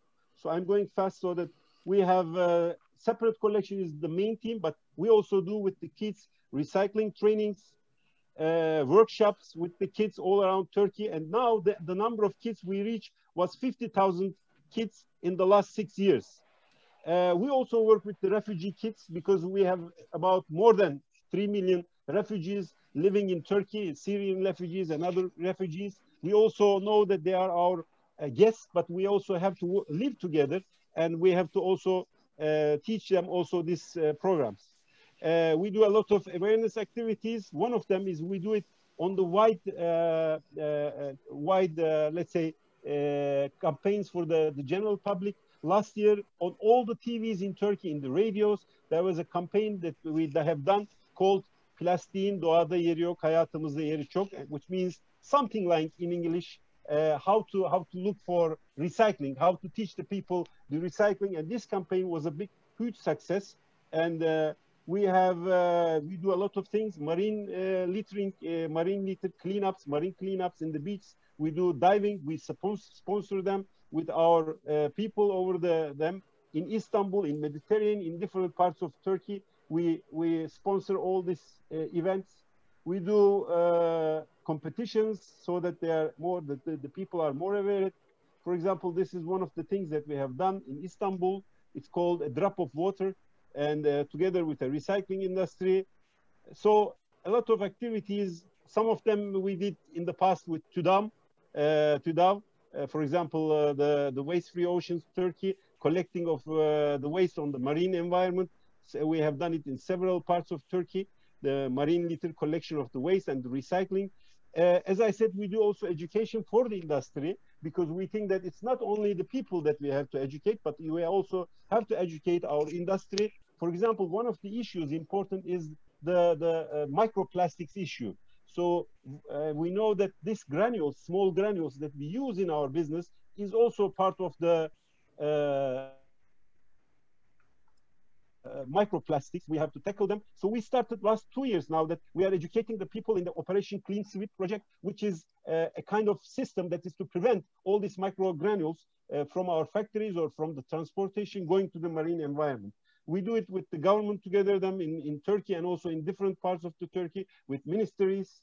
We take care in Malta, in Belgium, in different parts of them. We work with the universities. So to sum up, we know as an industry that our product is good for the community. It has brought a lot of goods, but if we do not dispose them right, if we use them excess like any other resource, or if we do not have a good waste management in this country or in the world together, we will have problems. And we want a sustainable world, and we want a sustainable industry. And we know the only way to do it is to work together and to find a solution to the negative side effects like the ones that we are talking about. Thank you very much. Thank you for your presentation, Mr. Yavuz Eroğlu. I would like to move to next speakers because we are late on schedule. So I would like to welcome to Zeynep Gülenç and Deniz Konaklı from Turkish Marine Research Foundation.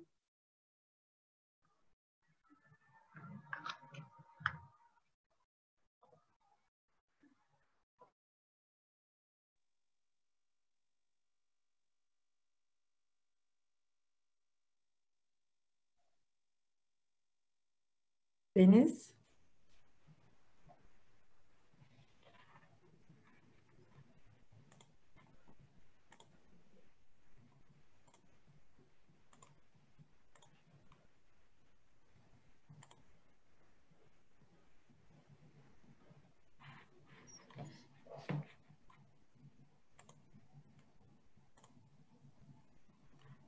Hello, everyone. Sorry, there's a small issue with my screen share. The screen comes and goes for some reason. I'm Deniz Deniz Konaklı from Turkish Marine Research Foundation, and welcome all. So Turkish Marine Research Foundation has been deeply entrenched in the fight against marine pollution for over 20 years. Most of our members have been reaching out, educating, and researching for much longer. There have been numerous milestones until today, but the 2008 project analyzing the origin and abundance of marine litter along sandy beaches of the western Black Sea coast of Turkey remains an important one. Deniz, please full change full screen. My screen blinks out when I do that. That's why I can't. Okay. Sorry. I can. That's okay.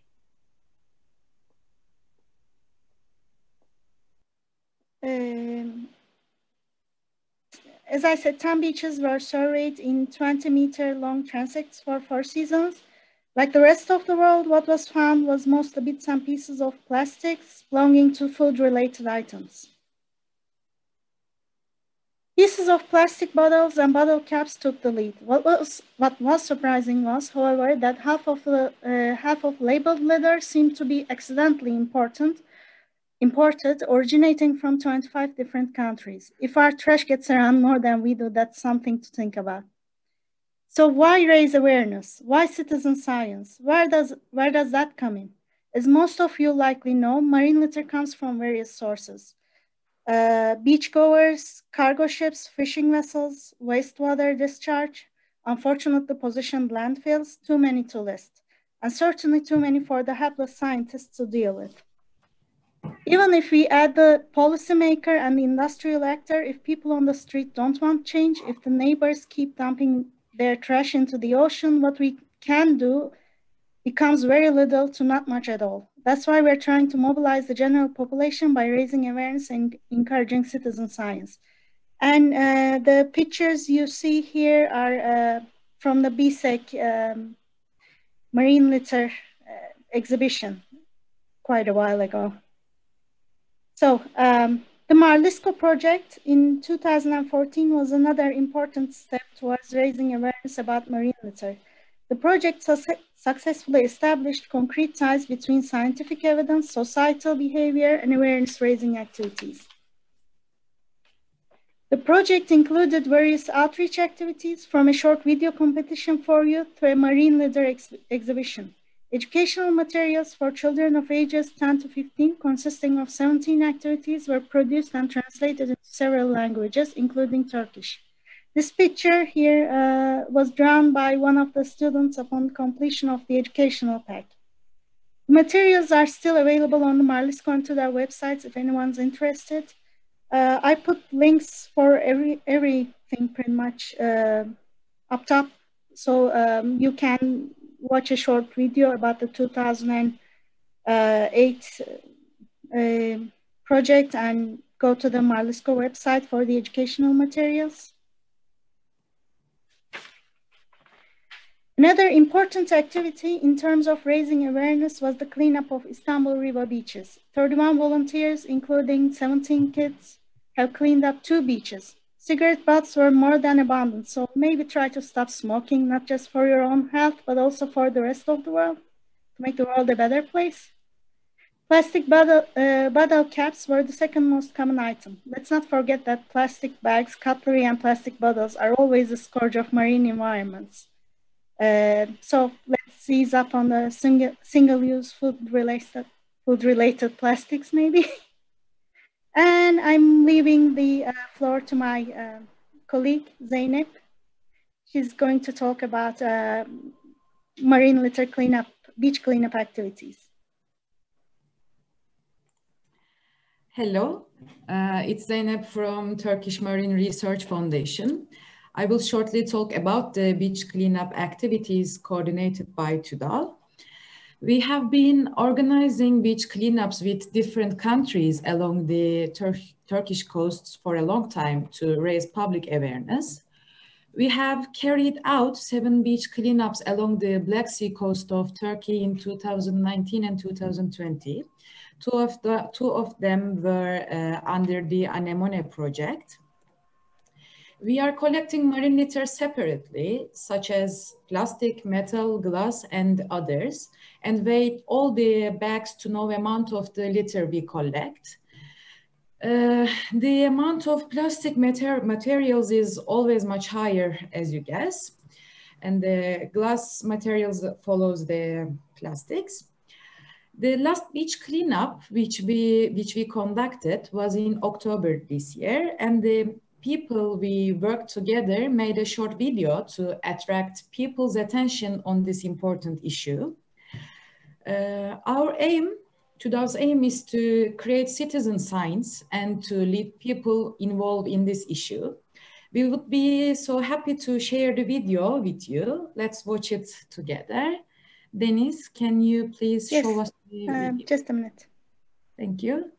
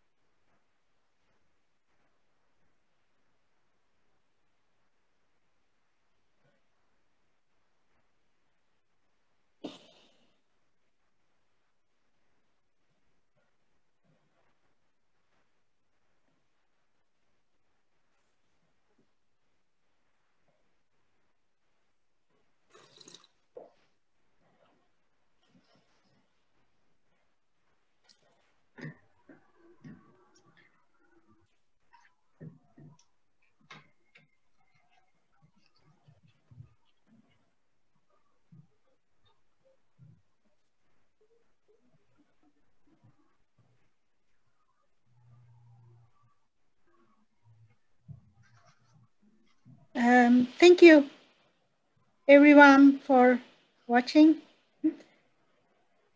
And sorry for the voice problem. It's okay. Thank you for your effort and your presentation, Deniz and Zeynep. Thank you. Now it's time to surprise mentioned earlier in this morning and by Professor Bayram Öztürk. Let me share my screen. I'm pleased to present a new book of TÜDAV on marine litter in the Black Sea. The book is published today. For this book, 93 researchers from 8 countries came together to provide valuable information on the current situation of marine litter, particularly plastic pollution in the Black Sea. The book is edited by me, Maria Pogozheva from Russia, and Anna Simonova from Bulgaria. Book consists of 4 major sections: macro and micro litter assessment, interactions with biota, and finally recommendations. Regarding macro litter pollution in beaches, we have 5 studies on composition and abundance of macro litter through surveys on beaches on Turkey, Bulgaria, Romania, Ukraine, and Georgia. Then we are also have a review on the marine litter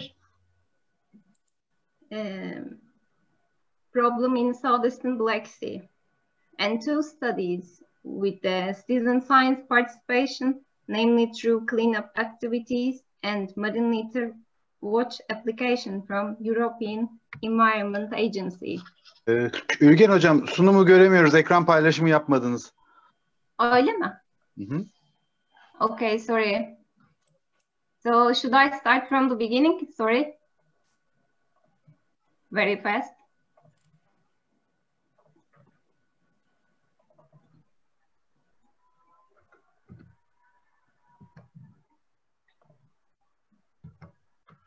Okay. So Okay, this is our new book, and the book is published today by Turkish Marine Research Foundation. As I say, 93 researchers from 8 countries came together for this book to provide valuable data. In our first section, a macroliter assessment, and there are 5 studies from the beaches, as I mentioned just before. And then there is a review from the Southern Black Sea and 2 studies by involvement of the citizen science. Regarding macroliter on the seafloor, we have 4 works reporting the distribution and composition of litter from bottom trawl surveys in Turkey and Romania. Finally, we have 3 works on floating macroliter in the Black Sea, and it is reversed based on visual surveys. Regarding to microliter, there is a limited number of studies in the Black Sea. We have 1 study reporting the concentration and compositions of microplastics from sea surface, water column, and sediment along the southeastern Black Sea, and then a second one reporting the surface concentration of micro and mesoliter from the southwestern part of the Black Sea. And finally, we have a modeling study quantifying the microplastic distribution and its coastal accumulation. Interactions with biota are addressed by 7 studies. 2 studies provide evidence that zooplankton, anchovy, and bivalves in the Black Sea ingest microplastics, which is a potential risk to human health. Another work reviewed the impacts of marine litter on cetaceans, namely ingestion and entanglements. Chemicals associated with plastics and their ecological risk were reviewed by another work. Plastic is now a new substratum for pelagic and benthic organisms. Here in this section, there are 3 studies on investigation of formation of micro and macrofouling communities on plastics. A final section on recommendation is comprised by a work on the challenges and legal gaps in the implementation of the Regional Action Plan on Marine Litter Management in the Black Sea. Overall, the book compiles information from sources of distribution of macro to microliter in different matrices of the ecosystem. Interactions of plastics with biota were also presented. The book also highlights gaps in knowledge and different aspects of policy and management. We believe that this book will be of interest for scientists, NGOs, decision makers, politicians, industry, and anyone interested in a sustainable and healthy Black Sea. We also believe this book provides needed information for governments and stakeholders to take urgent actions to reduce and remove marine litter in the Black Sea. So I would like to thank all authors and editors for their contribution to this book. I also thank to Dr. Arda Tonay for his technical edit and for Zeynep Gülenç for her technical assistant. And finally, I would like to offer my special thanks to Professor Bayram Öztürk, the director of Turkish Marine Research Foundation, for his trust and support of this book. So unfortunately, we don't have time for question and answers because we have 5 minutes left for the next panel.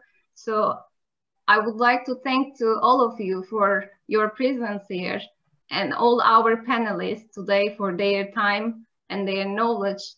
I would like to thank all of you and also the TÜDAV hosting this special organization. Thank you, Ülgen. So this afternoon we have a very eminent scientist, Professor Levent Bat, don't miss Levent. Levent is there, so Yes, we have I to am be. here. So we have to be with Levent this afternoon, and extremely important things he will tell us. He will share with us. Thank you. Thank you. See you 12:30. Okay. Bye. Status is unknown more than 50% due to the data deficient. And also the phytoplankton community is very different from country to country around Black Sea, with a low diversity even for the Romanian littoral compared with the Bulgarian coast. And the zoobentos community is represented by high diversity, which require, on the other hand, a special monitoring program. But why do we need to evaluate the Black Sea biodiversity? We need it because the loss of biodiversity means loss of many species or their population reduction. But one of the most tangible services provided by the marine environment is provision of food for human consumption. So fisheries in particular provide a significant example of the importance of this function, and not only for their value as food, but also for economy, if we are thinking to employment in the fishery sector. We need to evaluate the biodiversity to know the status of our Black Sea endangered species. And we all know that the Black Sea Red Data Books was last published in 1998, so needs for future, let's say, books maybe. Protecting the habitat, the place for wildlife, it's very important for the biodiversity conservation. It's also underlined in two important documents as the Black Sea Biodiversity and Landscape Conservation Protocol and the Black Sea Strategic Action Plan. Biodiversity could also be a source for natural medicine. But now, I want to pass to how is biodiversity addressed in the European and regional legislation. There are plenty of legislative documents from European biodiversity strategy, which aim to stop global biodiversity loss by 2020. I will pass to the Habitat and Bird Directive, which also aim of conserving of all species of natural occurring like birds and wildlife. Also, there are two important directives as Water Framework Directive and MSFD Directive, both having the objective to achieve good ecological status of coastal and marine waters by 2020. And the regional policy on marine biodiversity is outlined by two key legally binding documents. And here I'm speaking about the Black Sea Biodiversity and Landscape Conservation Protocol, which entered in force in 2011, and the second Black Sea Strategic Action Plan signed in 2009. So the only regional agreement related to directly to the environmental management of the Black Sea and also to the biodiversity and applying to all Black Sea countries, it's the Bucharest Convention. So all the Black Sea countries have committed to the Black Sea Strategic Action Plan. And this plan recognized four major environmental challenges for the Black Sea, meaning eutrophication, commercial marine living resources, chemical pollution, and biodiversity. And the action plan, it set out four ecological quality objectives, which are in connection with this for challenging of the Black Sea: preserve commercial marine living resources, conserve the Black Sea biodiversity and their habitats, reduce eutrophication, and assure good water quality for human health. So these two instruments, Marine Strategy Framework Directive and Black Sea Strategic Action Plan, do however share commonalities.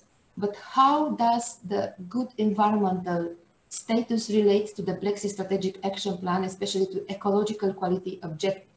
So in this figure, I wanted to illustrate that there is a varying degree to which the MSFD descriptor for a good environmental status are related to this ecological quality objective. But these are broader and less specific, but often clearly relates to several MSFD descriptors. For example, ecological quality objective 2 are based on the MSFD descriptor 1, 2, 4, and 6. So the conservation, this ecological quality objective, conservation of the Black Sea. And on the other hand, the ensure good quality for human health is counting on the descriptors 8, contaminants, seafood, and marine litter. So the Black Sea policies are still in need of developing a a comprehensive set of regional agreed criteria and indicator for biodiversity assessment. So the understanding of species diversity is complicated by the availability of the data and by the type of monitoring being undertaken. So the MSFD in the decision for 2070 clearly underlined some ecosystem elements, and I pointed out here the phytoplankton, zooplankton, angiosperm, benthos, fish, seabirds, marine mammals, introduction of non-indigenous species and habitat, which are related and should be assessed based on specific parameters and characteristics, which I put it in the right part. But looking on the documents agreed that the Black Sea region, and especially those proposed in an advisory group on conservation and biodiversity, the reporting indicators, as included in also in the Black Sea Integrated Monitoring and Assessment Program, are the following: like phytoplankton biomass, which we need to assess the seasonal trends for the last 3 years, phytoplankton abundance, the concentration of blooming species, a ratio between diatoms, dinoflagellates, some diversity indices, also the component of the zooplankton with the characteristics, parameters, biomass, and other indicators.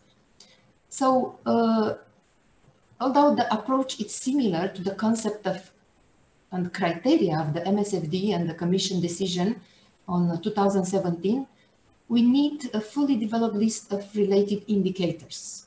So the Black Sea policies are still in need of developing a comprehensive set of regional agreed criteria and indicators for biodiversity. If I'm sharing with you the indicators and the proposed in the advisory group for fishery, and which are included also in the Black Sea Integrated Monitoring and Assessment Program, for the regional Black Sea assessment, the SOE, last one published, need to be based on these indicators. And then I didn't write all of them because are not important to know what is now, but it's important to know where we want to go. But as you may see, just one indicator is related to the biodiversity criteria, D1C1, on bycatch. And nothing is related to the fish biodiversity population. But all other indicators are good, but not for biodiversity, and are related to the target for commercial fish stock, B3, C1, C2, and C3. But these are criteria related to the pressure descriptor 3, related to the commercial fish. Thus, a need of developing a comprehensive set of regionally agreed criteria and indicator for fish biodiversity is also deeply required. And I paused just a little bit to show how the assessment was done in the Black Sea State of Environmental Report, and I am focused just on the phytoplankton as my background is in this. And if we are speaking about common indicator to assess biodiversity, I just want to show the way this was proposed and this was assessed in the assessment. So just for Romania and Bulgaria, we use the same indicator, EB, which was commonly developed for water framework directive. So it was hard also to represent the phytoplankton biomass regionally due to the lack of a common database. This is just an example that the regional assessment of our Black Sea is fragmented country by country, and we need to have common assessment based on a common methodology and approach. And this is why I will present some steps done in Anemone project and also in an MPLAS project, but not counting maybe on the national efforts. Of course, there are plenty of national projects which are deal with this. And in this table, you may see which are the indicators to be proposed, especially for pelagic habitats, to be taken into account in the future, in a future assessment. But a huge work to harmonize the methodology was done in the region, but we still further work to work together in regional projects. If we are going to the Black Sea broad benthic habitat, the situation becomes more complicated. And Laura, 1 minute. Yes, okay. Yeah, and it's more complicated. So there are plenty of indicators. But we know that also for marine mammals, there is a plenty of work, but these indicators and thresholds was defined or not differently by country to country. And all this biodiversity is needed for different directives and also for the Black Sea Commission. but there are differences in special requirements. Each directives are in a different, cover different waters, and the reporting are different in frequency. But we may say that why we need integrated monitoring. We need integration across descriptors and indicator, across piece of legislation, across member states and countries, and in collection of data in a comparable way. But for this, I just wanted to show that there are efforts in joint research crews, in joint development of assessment methods, and also we need to assist the Black Sea Commission in the effort to develop integrated monitoring system for the Black Sea at the basin-wide scale. And in the conclusion, there are many gaps and recommendations that have been underlined in many of the projects. And I will underline that there is a need to coordination between organizations involved in monitoring and data collection.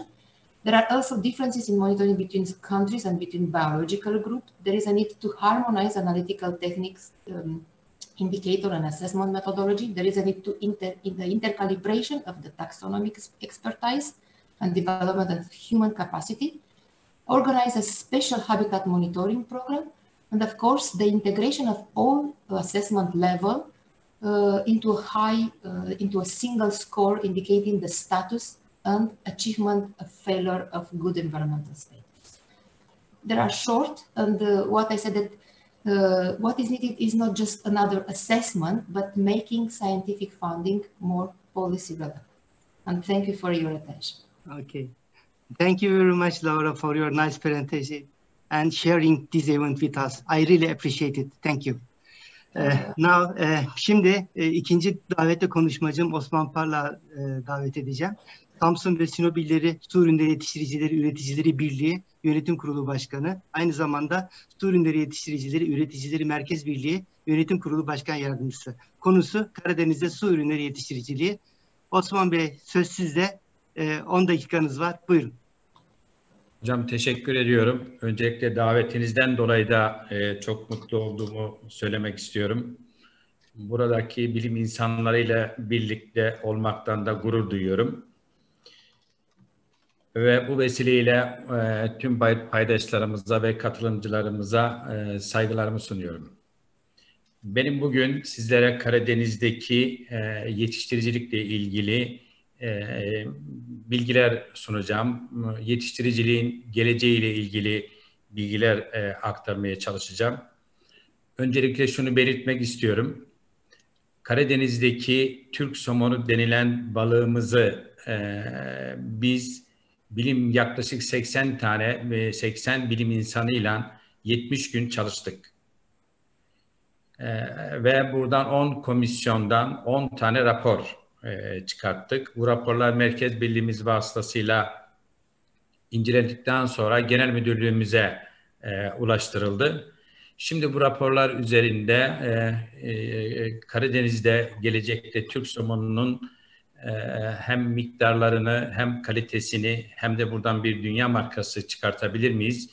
Bunları tartışmaya başladık. Nitekim ayın 12'sinde Kayseri'de bununla ilgili akademisyenlerin, merkez birliğimizin ve bakanlık yetkililerinin katıldığı 3 günlük bir toplantı da yapacağız. Türk somonu ismi 4. ayın 7'si 2020'de 20 tarihinde Gıda ve Kontrol Genel Müdürlüğü tarafından tescil edildi. Artık Karadeniz'de bizim ürettiğimiz balığa Türk somonu deniyor. Bu bir ticari isim.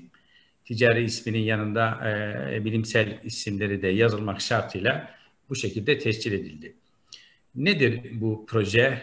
Bu proje benim yıllar önce Norveç somonuna alternatif olarak ortaya koyduğum ve daha sonra özellikle Türkiye'deki büyük firmalarımız tarafından sahiplenilen, bakanlığımızın da çok sahip çıktığı bir projedir. Burada Karadeniz'de Sinop'la Artvin arasında 100.000 tonluk bir üretimden bahsediyoruz. Bu üretimden 500 milyon dolar Türkiye bir ihracat bekliyor. ve 2500 kişilik bir istihdam beklentimiz var. Bu proje 22 vilayeti ilgilendiriyor. Yani en az 22 vilayeti ilgilendiriyor. Daha sonra başka vilayetler de katılabilir. Özeti şu, iç sularda yetiştirilen ve 500-600 grama kadar getirilen balıkların Karadeniz'de bir 6 ay beslenerek 3 kilo ve üzeri bir balık olarak hem iç piyasaya hem de dünya piyasalarına sunulmasıyla ilgili bir proje bu. Şu anda 2020 yılında tahmini rakamları vereyim. 20.000 ton gibi, yani %20'sini gerçekleştirmiş durumdayız. Karadeniz somonu neden önemli? Karadeniz somonu Karadeniz'in özelliğinden dolayı levrekte de böyledir. Karadeniz'de 10.000 ton civarında da levrek yetiştiriliyor.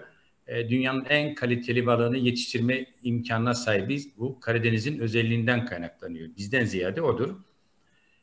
Bu proje 10 yıl içerisinde bir dünya markası oluşturulmaya çalışılıyor.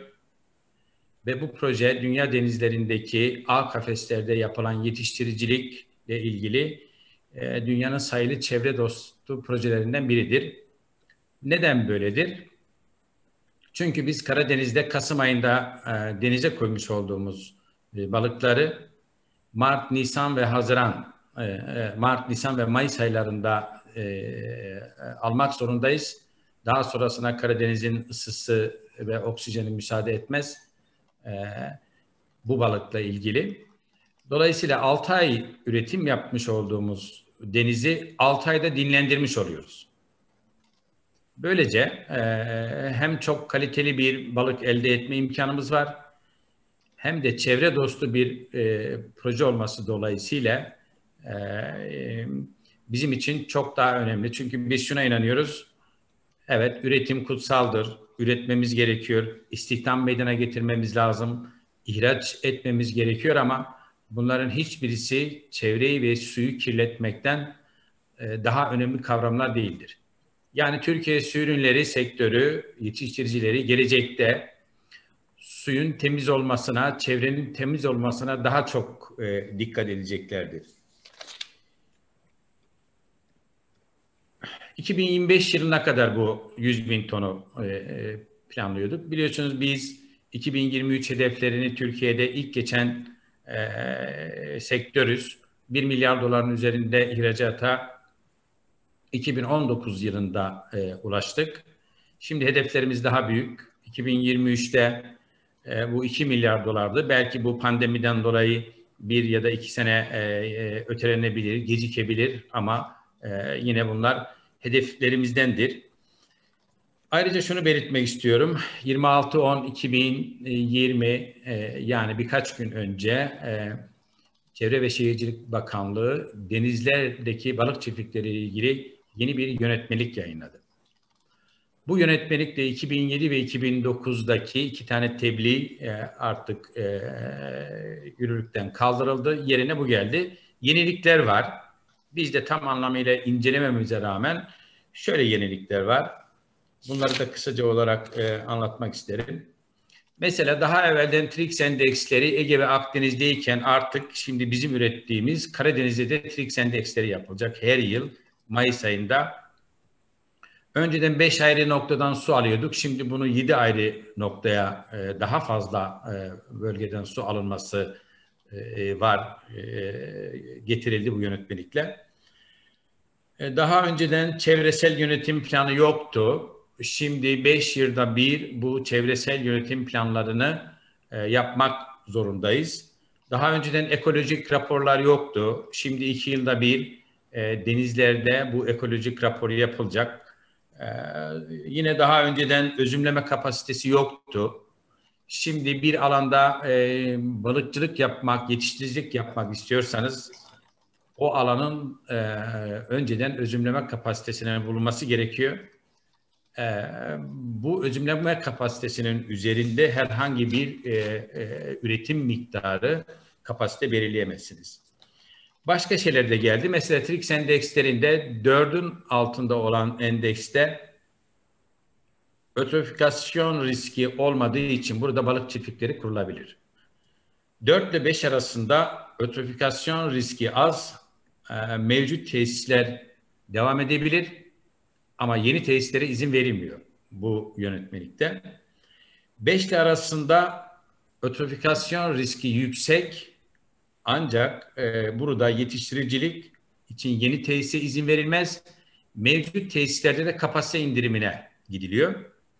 Bu kapasite indirimleri koy ve körfezlerde olan tesislerde %20'den az olmamak üzere diğer alanlarda ise en az %10 olarak belirleniyor. Altının ötrofikasyon riski yüksek olan 6'dan büyük TRIX endekslerinde ise buralarda üretime izin verilmediği gibi mevcut tesislerin tamamı da kapatılıyor. Bunlar bizim için de önemliydi ve başka bir şey var. Bu sürümleri kanunda da var artık. Kapalı koy ve körfezlerde ve göletlerde balıkçılık, yetiştiricilik artık yapılmayacak. Bundan sonra bunlara izin verilmeyecek. Dolayısıyla toparlamak istersek Karadeniz'de yapacağımız üretim 100 bin ton ve 500 milyon dolar ihracat. İlk hedefimiz budur. Bunu yaparken 2500 kişiye istihdam sağlayacağız ve bir dünya markası 10 yıl içinde oluşturmaya çalışacağız. Çünkü Karadeniz'in özelliğinden dolayı bu balık çok kaliteli. Şu anda bu bilim insanlarıyla yaptığımız toplantıları ben yönetiyorum. Aynı zamanda bu yıl belki marketlere sunduğumuz bu balıktan istifade etmiş olabilirsiniz. O toplantıları da ben yönetmiştim. Bu kampanyayı. Türk Somonu'na bakanlığımız da çok önem veriyor ve gelecekte hem Karadeniz bölgesine hem de Türkiye'ye önemli katkılar sunacağını düşünüyorum. Ve hepinize yeniden saygılarımı sunuyorum. Eğer sorusu olan varsa onları da cevaplamak isterim. Çok teşekkür ederiz Osman Bey. And thank you very much Osman Parlak. He talked about the importance of fish farming in the Black Sea, and he mentioned that in the near future fish production will be more than fishing, and they want to reach global brand for the Turkish salmon. And I just write in the chatting, if you see there, you can see what he talked about it. Thank you very much. Now I would like to invite Serap Ustaoğlu-Tırıl. Serap, Sinop Üniversitesi Su Ürünleri Fakültesinden, aynı zamanda Mersin Balıklarını Koruma ve Yaşatma Derneği Başkanı.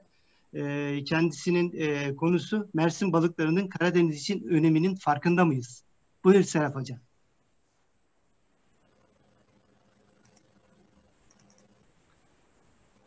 Serap Hoca duyuyor musun? Can you hear me Serap? Duyuyor mu hocam? Şimdi gelmeye başladı. Sesini açarsan yakın. Tamam. Biraz daha açıyorum.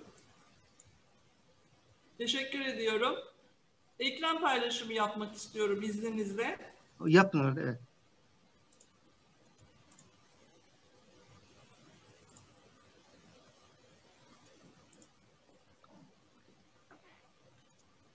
Sayın katılımcılar, hepinizi saygıyla selamlıyorum. Öncelikle Türk Deniz Araştırmaları Vakfı'na bu etkinliği düzenlediği için teşekkür ediyorum. 31 Ekim Dünya Karadeniz Günü kutlu olsun. Emeği geçen herkese teşekkür ediyorum. Ayrıca dün ülkemizde İzmir'de gerçekleşen deprem nedeniyle yakınlarını kaybedenlere başsağlığı diliyorum.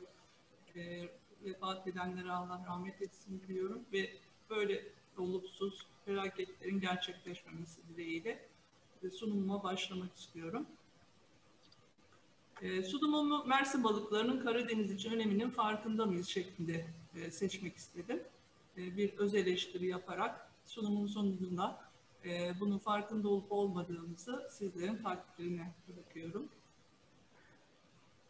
Mersin balıklarını tanımayanlar için kısaca tanıtmak isterim. Karadeniz'in yerli balıklarından Dünyanın sadece kuzey yarımküresinde yaşayan balıklar. Karadeniz'de Ascopenserida familyasına ait 7 tür bulunduğu biliniyor. Bunlardan 5 türü bizim de aşina olduğumuz türler. Mersin balıkları siyah havyarıyla ünlü olan, değerli olan ve Karadeniz ekosistemi için hem biyolojik çeşitlilik hem de ekonomik olarak çok önem taşıyan balıklar. Dünyanın sadece kuzey yarımküresinde bulunuyorlar ve özellikle Hazar Denizi'nde 80'li yıllara kadar dünya mersin balığı avcılığının %90'ı gerçekleşiyordu.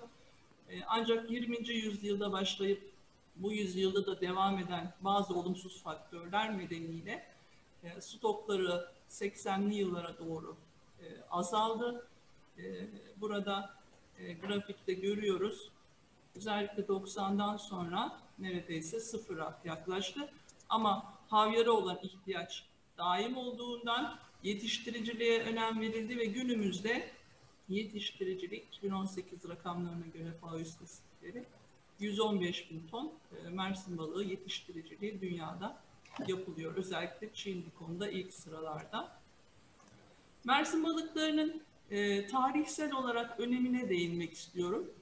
Özellikle İstanbul'la ilgili bazı kaynaklarda Bizans döneminde örneğin kırmızı ile işaretlediğim yerde görebiliriz. Mersin balığından bahsediliyor 7. 8. yüzyıllarda. Ayrıca Osmanlı Devleti döneminde de yine tarihsel olarak önem taşıdığının kanıtları mevcut.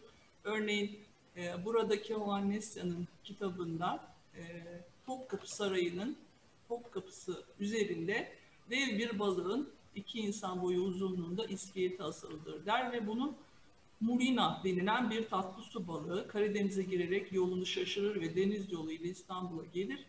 Sarayın yalı köşkünün karşısında kendini karaya atar. Sultan 3. Ahmet onu tartmak ister. Bunun üzerine balığın 1600 okka ağırlığında olduğu anlaşılır der ve bunun da Murina yani Mersin Morinası olduğu düşünülür. Cumhuriyet döneminde de 1936'da Türkiye Cumhuriyeti'nin 2. Sanayi Planı'nda Mersin balığının ne kadar önemli olduğu vurgulanmakta. Özellikle siyah havyar, Mersin morinası balığından istihsal edildiği, Sakarya, Kızıl ve Yeşilırmaklar civarında yakalandığı ve yılda 2000 adet yakalandığı, %50'sinin dişi olduğu ve 4 tona kadar havyar istihsali bulunduğundan bahsediliyor. Ancak bu dönemlerde Sakarya, Kızıl ve Yeşilırmaklar ağızlarının alüvyonla ya da sellerin getirdiği kütüklerle dolu olduğu ve Mersin balıklarının giremediği, buraların temizlenmesi gerektiğinden bahsediliyor. Günümüzde ise balıklar artık HES'ler ya da barajlar nedeniyle bu nehirlerimize giremiyor. Yine Mersin balıkları nehir ağızlarına geliyor. İleride fotoğraflarını göstereceğim. Aynı zamanda bu planda havyar işleme tesislerinin de yapılması gerektiği ifade ediliyor. Bu da değerli bir bilgi. Gazete haberleri bize Mersin balıkları hakkında çok şey söylüyor. Özellikle tarihsel olarak tarihe not düşme adına bu gazete haberlerini önemsiyoruz. 62 yılında örneğin Mersin balıkların azalmaya başladığından bahsediliyor. Nesli tükeniyor deniyor. Yani bu Milliyet 62 yılındaki haberde Sakarya ağzında avcılığının yapıldığından bahsediyor. Aynı zamanda Bafra'da Mersin balığı havyarı dediğimiz bu havyarın asıl makbul olanı sadece bizim Bafra burnunda Kızılırmak'ın denize döküldüğü deltada istihsal edilir der bu haberde. Daha doğrusu edilirdi, şimdi çok azaldı da diyor bu haber. Yine bu haberde senelik 2000 ton havyar üretimi olduğundan bahsediyor ama bunun azaldığından da bahsediyor. Eskiden 50-60 tekne çalışırken günümüzde 15-20 tekneyi geçmiyor. Korkarım dünyanın en makbul siyah havyarı yakında tarihe karışacak diyor 1965 yılında. Evet, yine aynı başka bir haberde Mersin balığının şif ve morinanın Kızılırmak deltasına girip çok derin 20-25 kilometre içerilerde bile dolaştığından bahsediyor. Yani tabii artık barajlar nedeniyle balıklar Kızılırmak'a uzunca bir süredir giremiyor. Bireysel olarak avcılığının yanında toplu olarak da avlandığından bu haberlerde bahsediliyor. Bir kere de 12 ton Mersin balığı yakalandığından 73 yılında ve 35 kilo ile 160 kilo arasında değişen büyüklüklerde Mersin balıklarının yakalandığından, İtalya'ya ihraç edilecek kadar çok yakalandığından, Mersin balığı bulduğu 87 yılında, denizden gelen servet yine 4 metre boyunda 460 kilo ağırlığında bir servet edinilmiş bu balıktan 90 yılında. 330 kiloluk bir molina yine Samsun civarında ve alacakaranlık molinası şeklinde başlık atılmış ve 250 kiloluk bir molina 12 kişinin taşıyabildiği bu şekilde haberlere rastlamak mümkün arşivlerde. Bireysel arşivler de var Mersin balıkları fotoğraflarına ulaşabileceğiniz. Örneğin 1958 yılında Ali İşman, Kızılırmak'ta önemli bir havyar üreticisi. Bunlar özel arşivlerden. Kızılırmak, Bafra, Samsun'da 70 yılında, 71 yılında Çarşamba, Samsun. Bunlar devasa Mersin balıklarının fotoğrafları. Yine benim kendi çektiğim bazı fotoğraflar var. Bu şansa eriştim. Mutluyum bunun içinde ama artık çekemiyoruz da böyle fotoğrafları. Çünkü yasal değil, artık tezgahlarda satılmıyor ama yine el altından Mersin balıkları yakalandığı zaman restoranlara gittiğini duyuyoruz, üzülüyoruz. Aspenser sturio Karadeniz'in en önemli türü ama biz yaptığımız çalışmalarda bu türe hiç rastlayamadık. Aspenser nudibentris keza öyle. Aspenser sturio'nun bir özelliği yayılışı en yaygın olan Mersin balığı Karadeniz'de bulunuyor, Hazar Denizi'nde bulunmuyor ve Avrupa'nın Atlantik kıyılarında, Akdeniz'de ama maalesef orada da sadece Fransa'da bir popülasyonu kaldığı bildiriliyor.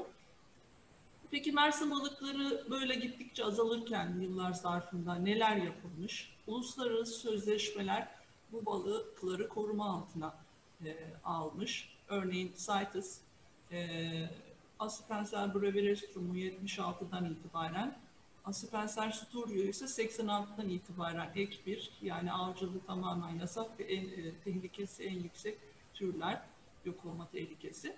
Diğer türlerde 1 Nisan 1998'den itibaren koruma altına alınmış ve ticareti kontrol ediliyor.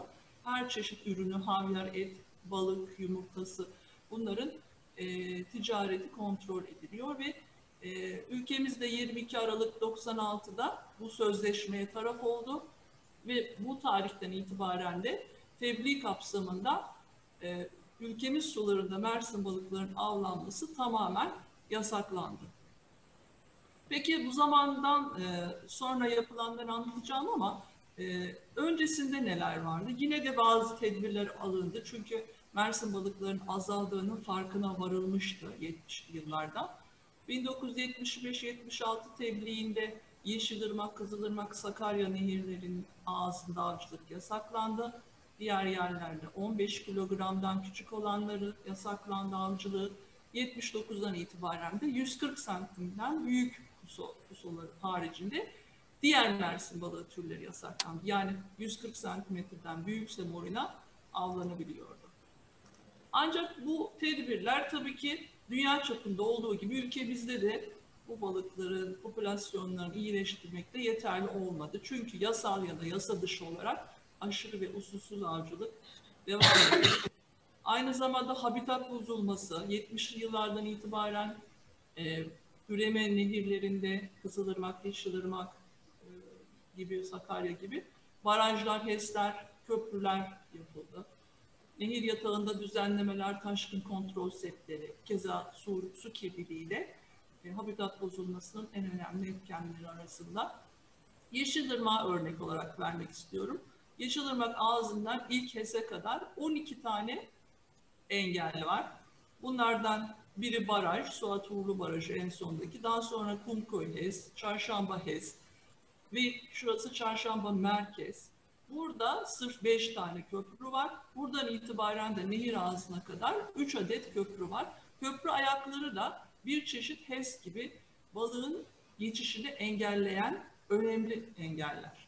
En sonuncusu da 1 numaralı köprü yapıldı. Yeşilırmak ağzına neredeyse birkaç kilometre uzaklıkta. Bu engellerden Mersin balığının geçip yumurtlama alanlarına ulaşması her geçen gün zorlaşıyor. Tabii bunu geriye döndürmek mümkün. Birçok Avrupa ülkesi, Amerika'da, Kanada'da yapılıyor. Habitat rehabilitasyonu, gerektiğinde barajlar bile yıkılıyor ama aynı zamanda balık geçitleri de yapılabiliyor. Hocam 2 dakikaya toparla lütfen. Tamam, biraz hızlanayım o zaman. Restorasyon stok takviyesi örnekleri var çeşitli ülkelerde. Yapay yumurtlama resifleri oluşturuluyor. Bizde Yeşilırmak örneğin 11 Mart 2012'de 150 kilogramlık bir Mersin burması merkezde yakalandı. Yani oraya kadar çıkabiliyor bu balıklar su gürül gürül aktığında. En son İstanbul'da Küçükçekmece Gölü'nde bir Mersin balığı, 2 Mersin balığına rastlandı ölü. Yani halen bulunuyor sularımızda. Birkaç slaytla da koruma tedbirlerinden bahsetmek istiyorum. Bizim derneğimizin de çeşitli faaliyetleri var. Bu faaliyetler zaman zaman çalıştaylar, balıkçılarla toplantılar, 31 Ekim Uluslararası Karadeniz Günü etkinlikleri, yine derneğimizde 3 kez bu etkinliklerden gerçekleştirdi. Basında haberler yaptık. Bakanlıkta ve çeşitli fakültelerle ortak projeler gerçekleştirdik. Mersin balıklarını markaladık, saldık ve balıkçılar tarafından yakalanıp tekrar geri salındı. Örneğin 99 balık markalayıp saldık. 5'i tekrar yakalanıp geri salındı. Yani farkındalık çalışmaları yaptık. Bu projelerde Mersin balığı dostu belgesi verdik balıkçılarımıza. Bir FAO projesi gerçekleştirdik. Burada İbrahim Okumuş hocamı anmak istiyorum, rahmetli. 2008 yılında vefat etmişti ve bu projenin gerçekleşmesi için çok büyük emekleri var. Kendisini rahmetle anıyorum. Bu projede birçok çalıştay, toplantı yaptık. Kızılırmak, Yeşilırmak'ta, Trabzon, Karasu, Çarşamba'da. Öğrencilere yönelik farkındalık faaliyetleri yaptık. Çok güzel resimlediler Mersin balıklarını, tanıdılar, öğrendiler. Habitat değerlendirme çalışmaları yaptık. Yeşilırmak, Kızılırmak, Sakarya nehirlerinde. Mersin balıkları saldık. 10.000 civarında Mersin balığı Aspenser stellatus ve Aspenser gülden stetli Tarım Bakanlığı, Orman Bakanlığı'nın yürütücülüğünde FAO'nun desteğiyle 7 Kırsı Ürünleri Araştırma İstasyonu'nda üretildi. Bu balıklar Rusya, Krasnodar'dan yumurta getirtilmişti. Yetiştiricilerimize verdik. Ve 5 Mayıs 2011'de Yeşilırmak'ta salınan bir balık 5 Mayıs Haziran 2011'de yaklaşık bir ay sonra Sinop sularında görüldü. Bu fotoğrafı Sertaç Çelik arkadaşımız burada gördüğünüz, o da şu anda katılımcılarımız arasında. Bir de Yakup hocamız fakültemizden tesadüfen çektiler ve çok önemli bir kare bu bizim için. Buna herkes rastlamaz. Onlar için de özel bir durum bence. Hocam toparlayın lütfen. Tamam, son slaytlarım hocam. FAO destekli projenin Tarım ve Orman Bakanlığı yürütücülüğünde gerçekleştirilen projenin çok önemli bir çıktısı var. Mersin balığı ulusal eylem planı hazırlandı ve 2015 yılında bakanlık bunu yayımladı. 4 ana bölümü var bunun ve bu eylem planında Mersin balıklarının sularımızdaki mevcut durumu, varlığını tehdit eden faktörler, popülasyonun nasıl korunabileceği, artırılabileceği, yok oluşun önlenebilmesi için hangi kurum ve kuruluşların hangi faaliyetleri yürütülebileceği ayrıntılı bir şekilde ortaya konuldu. Bu eylem planının faaliyete geçmesini istiyoruz ve son olarak da Mersin balıklarının hem anaçlarını hem yavrularını korumamız gerektiğini ve bunun için de sadece Türkiye'nin problemi değil, bütün Karadeniz'i çevreyen ülkelerin ve dünyanın problemi. korumaya yönelik küresel işbirliği çağrısı yapıyorum. Çok teşekkür ediyorum TÜDAV'a. Ayrıca teşekkür ediyorum bu güzel etkinlik için, bizleri bir araya getirdiği için. Saygılar sunuyorum hepinize. Ben çok teşekkür ediyorum. Sağ ol davetimizi kabul ettiğin için Serap Hocam. Thank you very much for Serap presentation. She talked about why we protect two Aspenser species, and she show us the activities in their things, and about why and give the importance and the historical in the Aspenser species, and also Huso.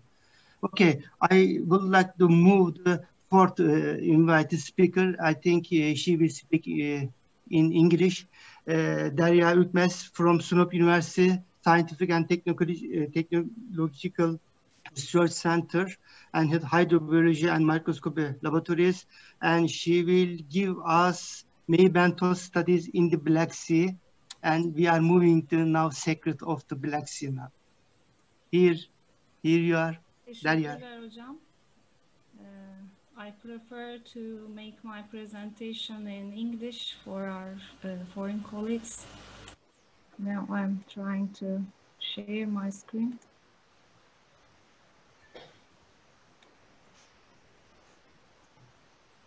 Is it okay? Yes. Okay. I will just first, I would like to say that I'm so sorry about the earthquake in Izmir. The center was Suacık, where my parents live. Luckily, they are okay, but I wish all the other suffering people recover soon. And let's start to Maybentos studies in the Black Sea. Of course, I will talk about the Turkish shelf. There are definitions, but I just want to say the difference between meiofauna and Maybentos, where meiofauna covers the metazoan part, and the Maybentos includes the protists like Foraminifera and Ciliophora. They generally live in salt bottoms between interstitial spaces. And the most important group is free-living marine nematodes, where they reach to millions of individuals in just a cup of sand. Second most important group is harpacticoids. And here I have a video. Okay. There are gastrotrichs, ostrocods, turbellarians, and mud dragons, and water bears, acari, and many other groups, representatives. They facilitate biomineralization of organic matter. They serve as food to the upper trophic web, and also they are so sensitive to pollution, so they are very good indicators of pollution. Maybentos studies in the Black Sea started with a faunistic species list in 1880s, and then followed with ecological studies. Here you can see a peak in Turkish coast studies in 1970s. This was by academic Kovalevsky of IDSS, and Professor Sergeyeva published many species from this study.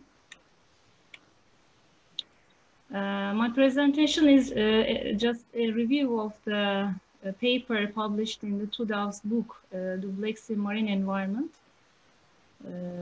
We wrote the Maybentic research on the Black Sea shelf of Turkey, just a review. And about recent history, actually the abundance, biomass, and taxonomic composition of Maybentos was analyzed in a condensed way in a project between Sinop University and IBSS in 2009. And we published a ecological paper including all the megafauna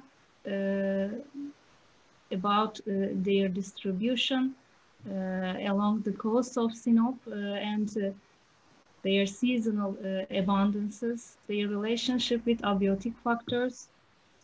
And we publish new species. The most important one for me is Megastigactylis sezgini, after the very sad pass of Professor Sezgin. The other species from Caenorhyncha, Gastrotisha. And the second ecological paper was from the Mises project from INEADA. We did also an intercalibration exercise among different laboratories, and it showed the need for a shared methodology for Meiobenthus in the Black Sea countries, so we can able to compare the results of the studies. And now we're working on the data of Anemone project. After these taxonomic and ecological papers, we try to move to the indices because the Water Framework Directive needs indices, more indices for the biodiversity and pollution to be revealed. So we tried nematode maturity index and nematode copepod index. And interestingly, this indexes showed us very important findings, and the two polluted sites in the Black Sea, in Sinop Bay, showed high ratios. And if we come to the Black Sea as an anoxic basin, we know that 90% is with zero oxygen and not known as a dead zone. However, I just want to make a note to the Laura's presentation that after 2000, life is found at the anoxic zone of the Black Sea, metazoans living there. And so the concept of lifeless permanent hydrogen sulfide zone of the Black Sea used in science is no longer valid now. After that, deep waters of the Black Sea studied at the exit of Bosphorus during two cruises with Arar from Turkey and Maria Marian from Germany. They used multicolors. And many papers published about the Meiobenthus of these hypoxic waters. Many species found, records published. And then the oxic-anoxic interface of Sinop was studied during the Black Sea leg of the expedition of Nautilus. This was an opportunity for me to participate. So here you see the sampling method here with ROVs. We took core samples from the soft sediments, but what I want to say here is that it's really hard to find the exact suboxic area. So the optodes on the ROV make us to find the exact position of the suboxic zone with this high technique. And I also found juvenile nematodes at the anoxic zone below 200 meters. We published new species for science. And another finding was that the suboxic zone was abundantly inhabited by just one species of nematode. It seems that they prefer to be there at the suboxic zone. Derya, 2 minutes left, all right? Okay. So, yes, there are challenges to study deep sea because of expensive equipments. Here you see how the ROVs are launched. There are two here connected together, and they can go below to 4,000 meters. And I'm at the conclusion. I have two conclusions. First one is at the scientific level. I just want to say that deep sea and Meiobentis has a strong relationship, especially in the Black Sea. And large-scale European Union projects providing cooperation opportunities to Black Sea countries should, at least in part, involve sampling of the deep zones of the Black Sea basin, and specifically this interface zone, oxygen-oxygen zone, because taking samples from these areas requires special equipment with high financial costs. So I agree with the speech of Jaroslav Slobodnik about this point. Second one is at a more widespread level. Scientists from different disciplines, environmental managers, policy makers, and the public should be aware of our studies. Yes, we have to make papers, but scientists also have a responsibility to make a more effort to communicate to the end users of the scientific findings. And I want to say that meiofauna matters, really matters for the Black Sea. And thank you for your attention. Right, thank you very much, Derya. It was very nice. You show us the secret of life in the deep Black Sea. All right, now I am focusing on the last invited speaker, Atilla Özdemir from Fisheries and Aquaculture Consultant. Hocam, balıkçılık yönetiminde üretici örgütlerinin rolü, Karadeniz örneğini, sunumunu yapmak için sana devrediyorum konuşmayı. Buyurun hocam. Çok teşekkür ederim. Süren 1 saatti değil mi? Süreniz 1 saat ama sen 10 dakika anlat hocam. Peki, ben 10 dakikada özetleyeceğim. Öncelikle herkese en içten sevgi, saygı ve selamlarımı iletiyorum. Bu vesileyle Karadeniz Günü kutlu olsun. Ben de aynı şekilde son depremde hayatını kaybedenlere Allah'tan rahmet, yakınlarına sabır ve yaralılara da geçmiş olsun diliyorum.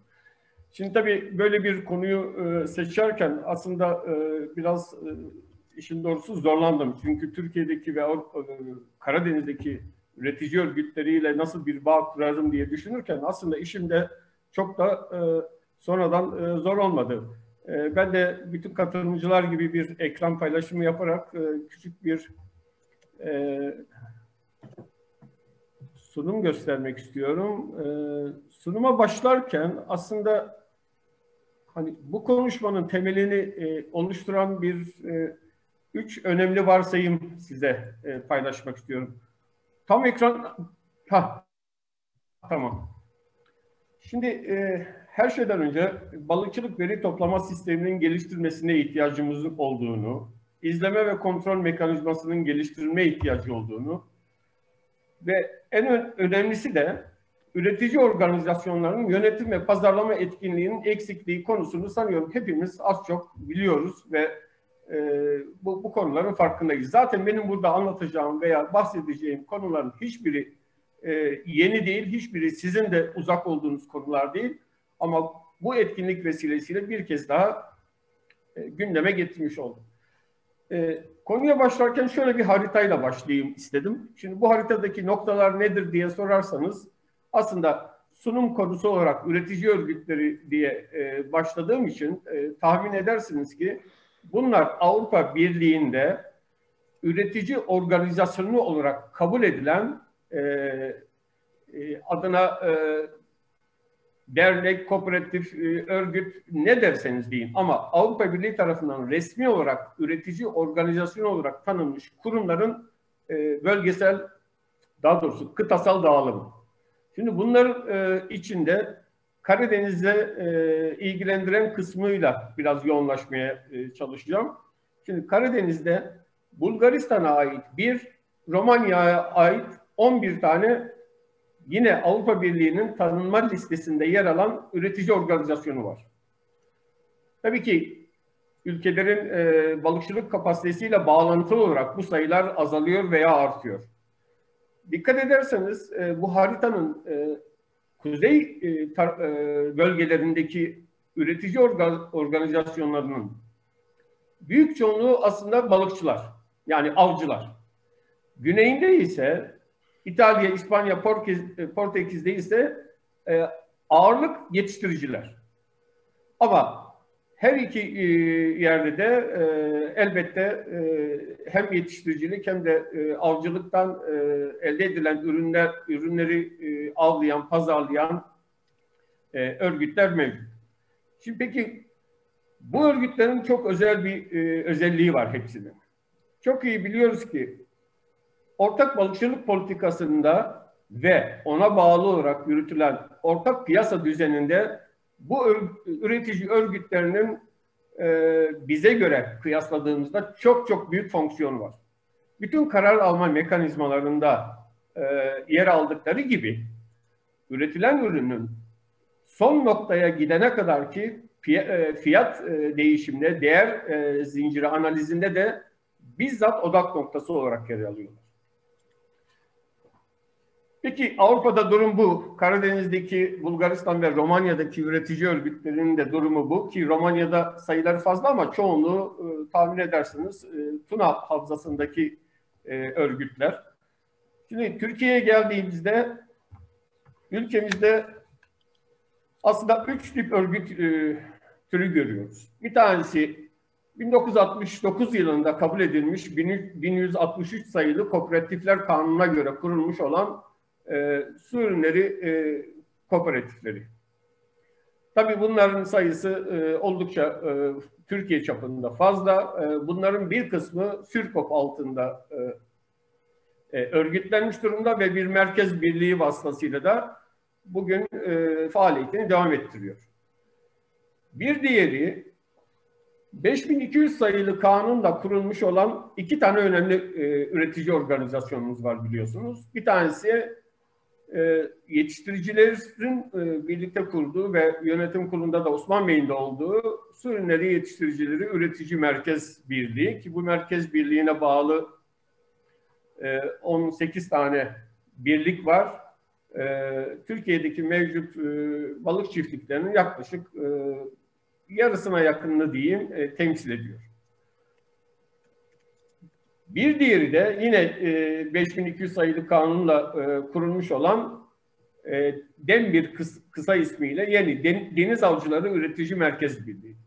Bu birlikte yine resmi sayfada 8 gözüküyor ama kendileri 10 taneye ulaştıklarını söylemişlerdi. 10 tane bölge birliği altında önemli miktarda, sayıca az fakat avcılık miktarı olarak yüksek miktarda av yapan balıkçıların bir araya geldiği bir birlik. Bir de henüz üretici birliği gibi bir resmiyetli bir sıfatı olmuyor gözükse de aslında üretici birliği gibi davranan ve bu noktada önemli fonksiyonları olan ama 5253 sayılı Dernekler Kanunu'na göre kurulmuş da bir dernek de var. Bu da Muğla Kültür Balıkçıları Derneği ki bu dernekte yine sayıları az da olsa Türkiye'deki üretimin özellikle deniz balıkları yetiştiriciliğinde ağırlıklı olarak üretimin çok büyük bir kısmını sağlayan üyeleri mevcut. Şimdi elimizde 3 artı derneği sayarsak 4 tane kurum var. Peki bunların hepsinin Türkiye'de balıkçılık ve su ürünleri yetiştiriciliği yönetiminde ve artı piyasa düzeninde ne kadar rolleri var? İşte bu nokta biraz zayıf kalıyor işin doğrusu. Ancak bu yönetimde söz sahibi olma mekanizması biraz da 2004 ve sonrasında özellikle Avrupa Birliği'ne uyum çerçevesinde biraz hız kazandı. Bu hız kazanmasına sebep olan unsurlardan bir tanesi kuşkusuz Avrupa Birliği ortak balıkçılık politikası ve ortak piyasa düzenine yönelik olarak yapılan uyum politikaları, uyum çalışmalarıyla aslında hızlandı.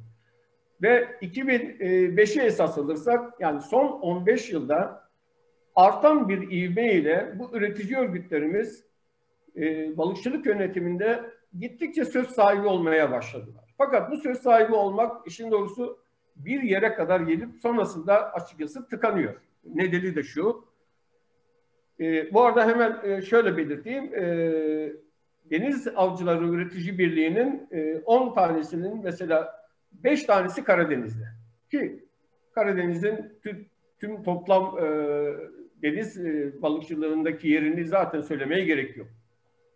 Keza SÜRKOP'un yani Kooperatifler Birliği'nin de toplamda 88 tane kooperatifi, yani 6 bölge birliğine bağlı 88 tane kooperatifi de yine Karadeniz'de.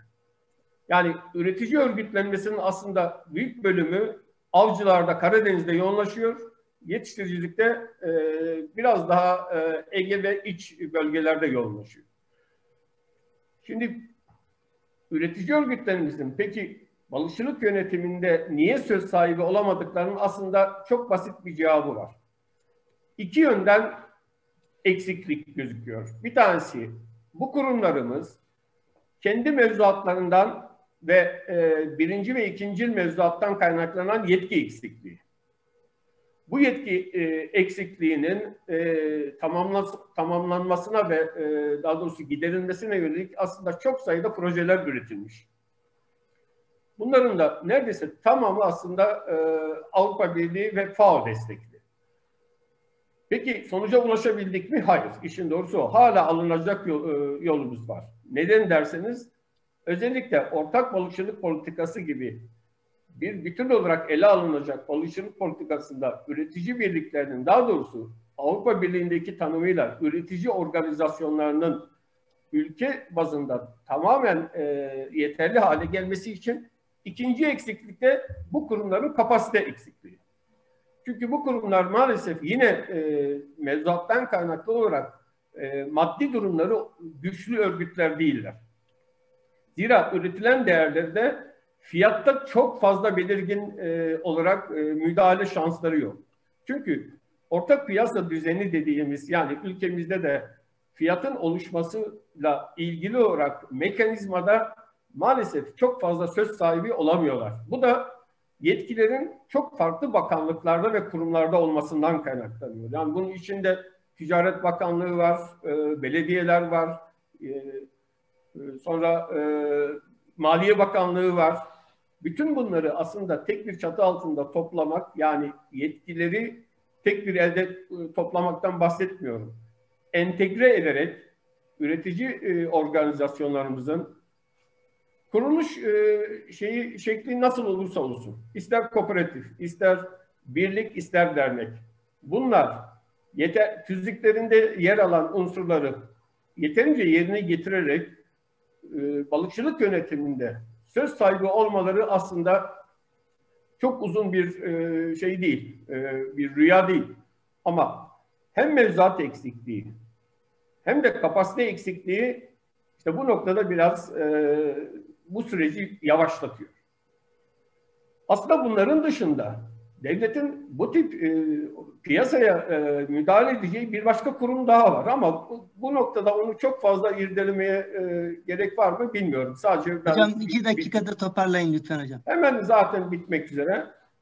Eski ismi Et Balık olan ama yeni yapılanmada Et Süt Kurumu olarak değiştirilen ama hala piyasaya müdahale şansı olan bir kurum daha var. Bunu da belki ileride başka ortamlarda daha da tartışılır. Şimdi bu kapasite eksikliğinden bahsetmiştik. Bu kapasite eksikliğini giderecek aslında birçok projeler üretilmiş. En sonuncusu da son bir ayda başladı. Ben de bu projenin ekip lideri olarak görev alıyorum.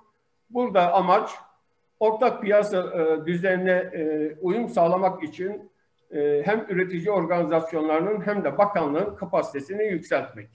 Hedef, tabii ki nihai hedef Avrupa Birliği mevzuatına kademeli olarak uyuma katkıda bulunmak.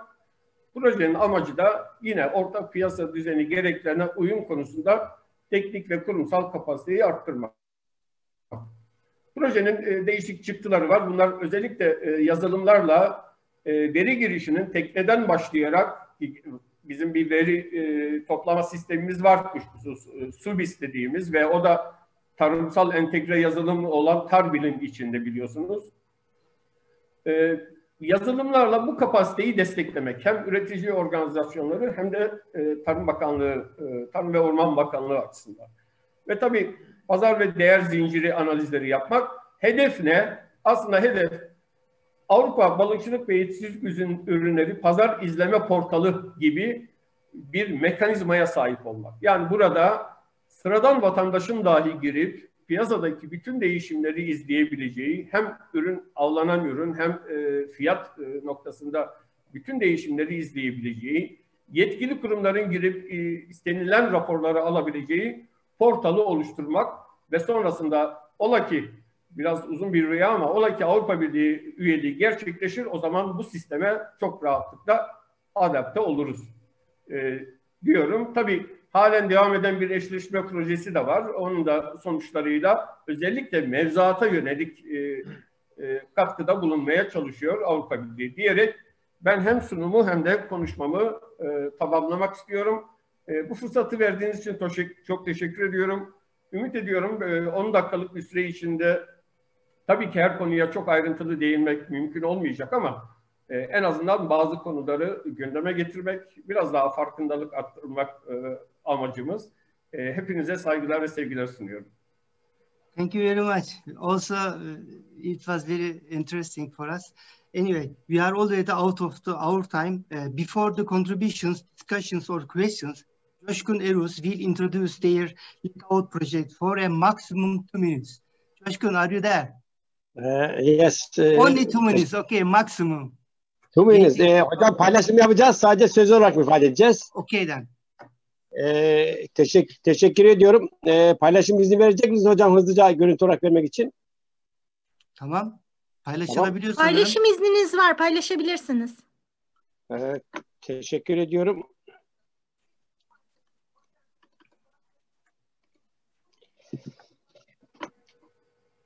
İki dakika bitti hocam. Hocam ekranımızı evet çok özür dileyerek 2 dakikanın 1 dakikasını yedik. Evet. Sayın katılımcılar herkesi saygıyla selamlıyorum. İzmir depreminden dolayı da ülkemize geçmiş olsun dileklerini iletiyorum. Hocam teşekkürler paylaşım izni verdiğiniz için öncelikle ve Karadeniz Günü bütün dünya ülkelere ve Karadeniz'e hayırlı olmak. Sunumu büyütür müsün ekranı? Efendim? Sunumu büyütür müsün ekranı? Göremiyoruz. Küçük kaldı. Öyle mi? Tamam hocam şu anda.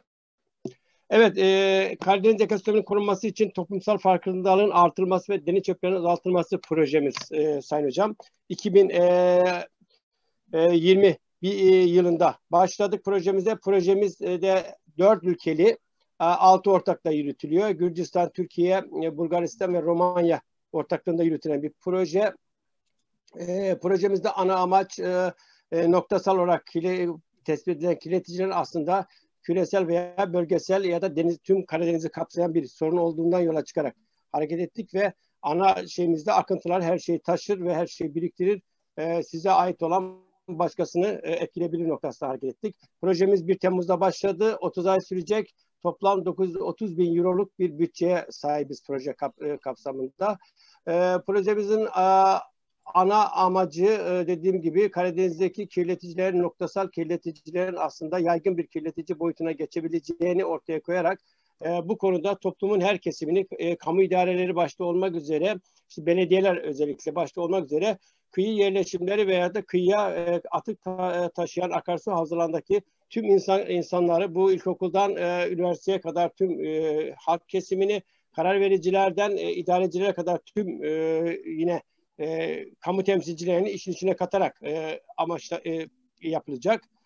Proje sürecince dediğim gibi halkın her kesimine ulaşmaya çalışacağız. Çünkü sorun bireysel değil, sorun toplumsal bir sorun, sorun bölgesel bir sorun ve küresel bir sorun. Sorunu çözebilmek için de her kesimden insanın mutlaka farkında kılınması gerekiyor, eğitilmesi gerekiyor, gösterilmesi gerekiyor.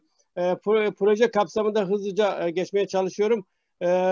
Çocuklar için oyun kağıtlarından animasyonlara, büyükler için eğitici materyallerden ve sorunu ortaya koyan etkinlikler yapılacak. Özellikle projemizin ana malzemesini bir demonstrasyon modeli çalışılacak. Yani sayısal bir model üzerinden ortaya çıkacak olan noktasal bir kaynaktaki kirleticinin, yani deniz çöpünün nasıl alansal yayılım göstereceği ve uzun sürede nasıl bir dağılım ve birikim yapacağını ortaya koyarak bunu modelleyip simülasyon haline getirdikten sonra bunu hem karar vericilere hem idarecilere hem de halka gösterip toplumu sorunun noktada nasıl yaygın bir sorun haline geldiği noktasında farkında kılmak. Yani sadece çöpü, evinizdeki çöpün nasıl bir yol aldığını ve nasıl uzun süre biriktiğini, bunun için deniz ortamında uygulamalar yapılacak, karasal ortamlarda uygulamalar yapılacak ve sorunu bir fiil yerinde sizden kaynaklı. Siz durdurursanız sorun duracak. Siz durmadığınız, siz çöpleri ayrıştırmadığınız sürece, çöpleri toplamadığınız sürece bu sorun bitmeyecek noktasında bir farklılık yaratmaya dönük bir çalışma yapmaya çalışacağım. Hızlıca bunu 2 dakika doldu mu hocam? Geçtik bile. Öyle mi? O zaman ana şeyimiz bu, dediğim gibi coğrafi web temelli olarak çalışacağız. Modelleme yapacağız. GIS dediğimiz coğrafi bilgi sistemlerini kullanacağız ve toplumun tamamına farkındalık, eğitim ve bilgilendirme çalışmaları yapacağız diyorum. Ve verdiğiniz bir şey için hocam, izin için teşekkür ediyorum. İyi bir çalışma olmasını diliyorum. Teşekkürler, sağ olun. Bizim bölüm şeyimiz bitti hocam. Bayram hocam, siz mi toparlıyorsunuz? Ne yapmak gerekiyor? Soru cevap kısmına geçebiliriz herhalde. First of all, I would like to thank Bayram Öztürk who encouraged us to do this activity on the Black Sea. We finished already. Now I think there is a contributions and some discussions, and also if there are some questions. We are waiting for it. I think Dr. Sezer is there or not? I don't know. Dr. Sezer. He was here. Yes, I'm here. Do you hear me? Okay, so yes, we are here. Yes, we you can maybe wrap up. Thank you. Coşkun Okay, hocam, ekran paylaşımını kapatabilir misiniz? Ekran paylaşımını. Bana mı diyorsunuz? Coşkun. Kapatıyorum ben hocam. Coşkun Hoca Trabzon'a çağır bizi, belki bir rakı içersin bizi orada. Tamam hocam, beklerim her zaman. Başımızın üstünde yeriniz var. Projeden dolayı diyorum, projeden. Eyvallah, onun için de hocam ayrıca da yani illa proje olması şart değil. İyi, hadi bakalım. Ama bekleriz. Okay, so thank you everyone for staying throughout the conference. It's an important day. We actually, as TÜDAV, we would like to continue having this discussion every Black Sea Action Day, if everyone agrees. What would your opinions be about this? Should we continue having discussions and increasing our partnerships in the future? Okay, maybe we can discuss this later on. We hope to have, of course, a live Black Sea Action Day next year, where we bring together the partners. And I would especially like to thank all the participants from all different sectors. I think it was an interesting day today because we have very different occupations working all together. We have the civil society sector, we have banking, we have economic development, social sciences, citizen groups, scientists, biologists, marine science, oceanographers. So we have a very large group of professionals working together. And this is at the core of sustainable development, because we saw through this pandemic that unless we work together to take the right precautions, unless we increase our resilience and our adaptability, unless we do the proper research to really understand what our needs are and how to plan for the future, we will be confronted with a series of crisis situations. So this is why I think it's extremely important for all of us to come together, discuss the science, the policy, the civics movements, politics in order to attain this goal. So if there are any further comments and questions, I think we can take them through the chat.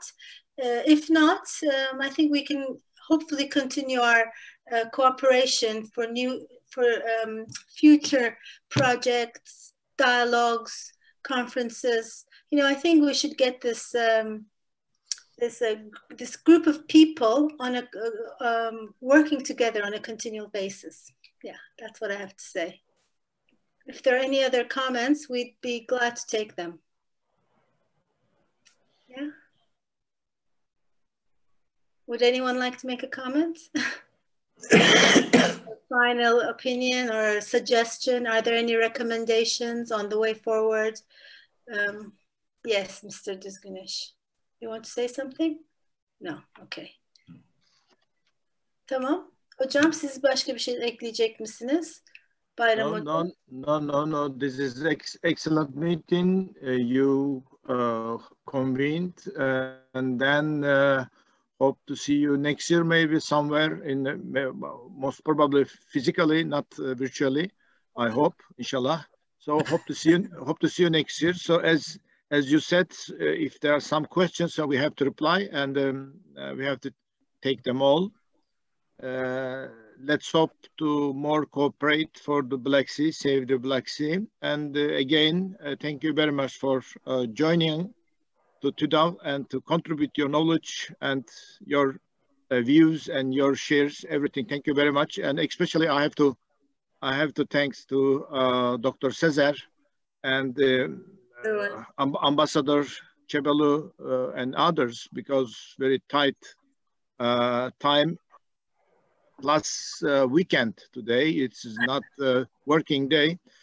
So we appreciate very much. Thank you very much again.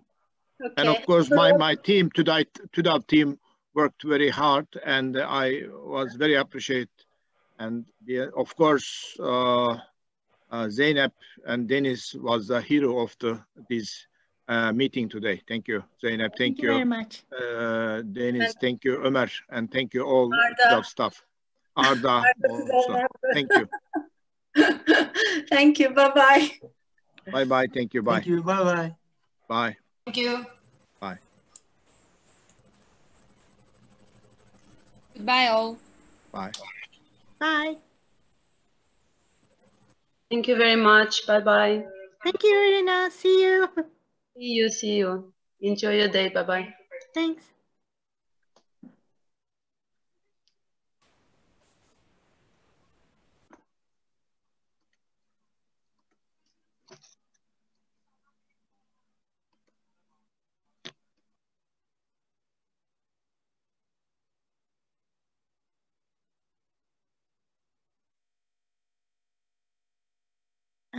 I'm ending the meeting now for everyone. Yes, you can. Thank you for joining. Hope to see you in the next meeting. Bye.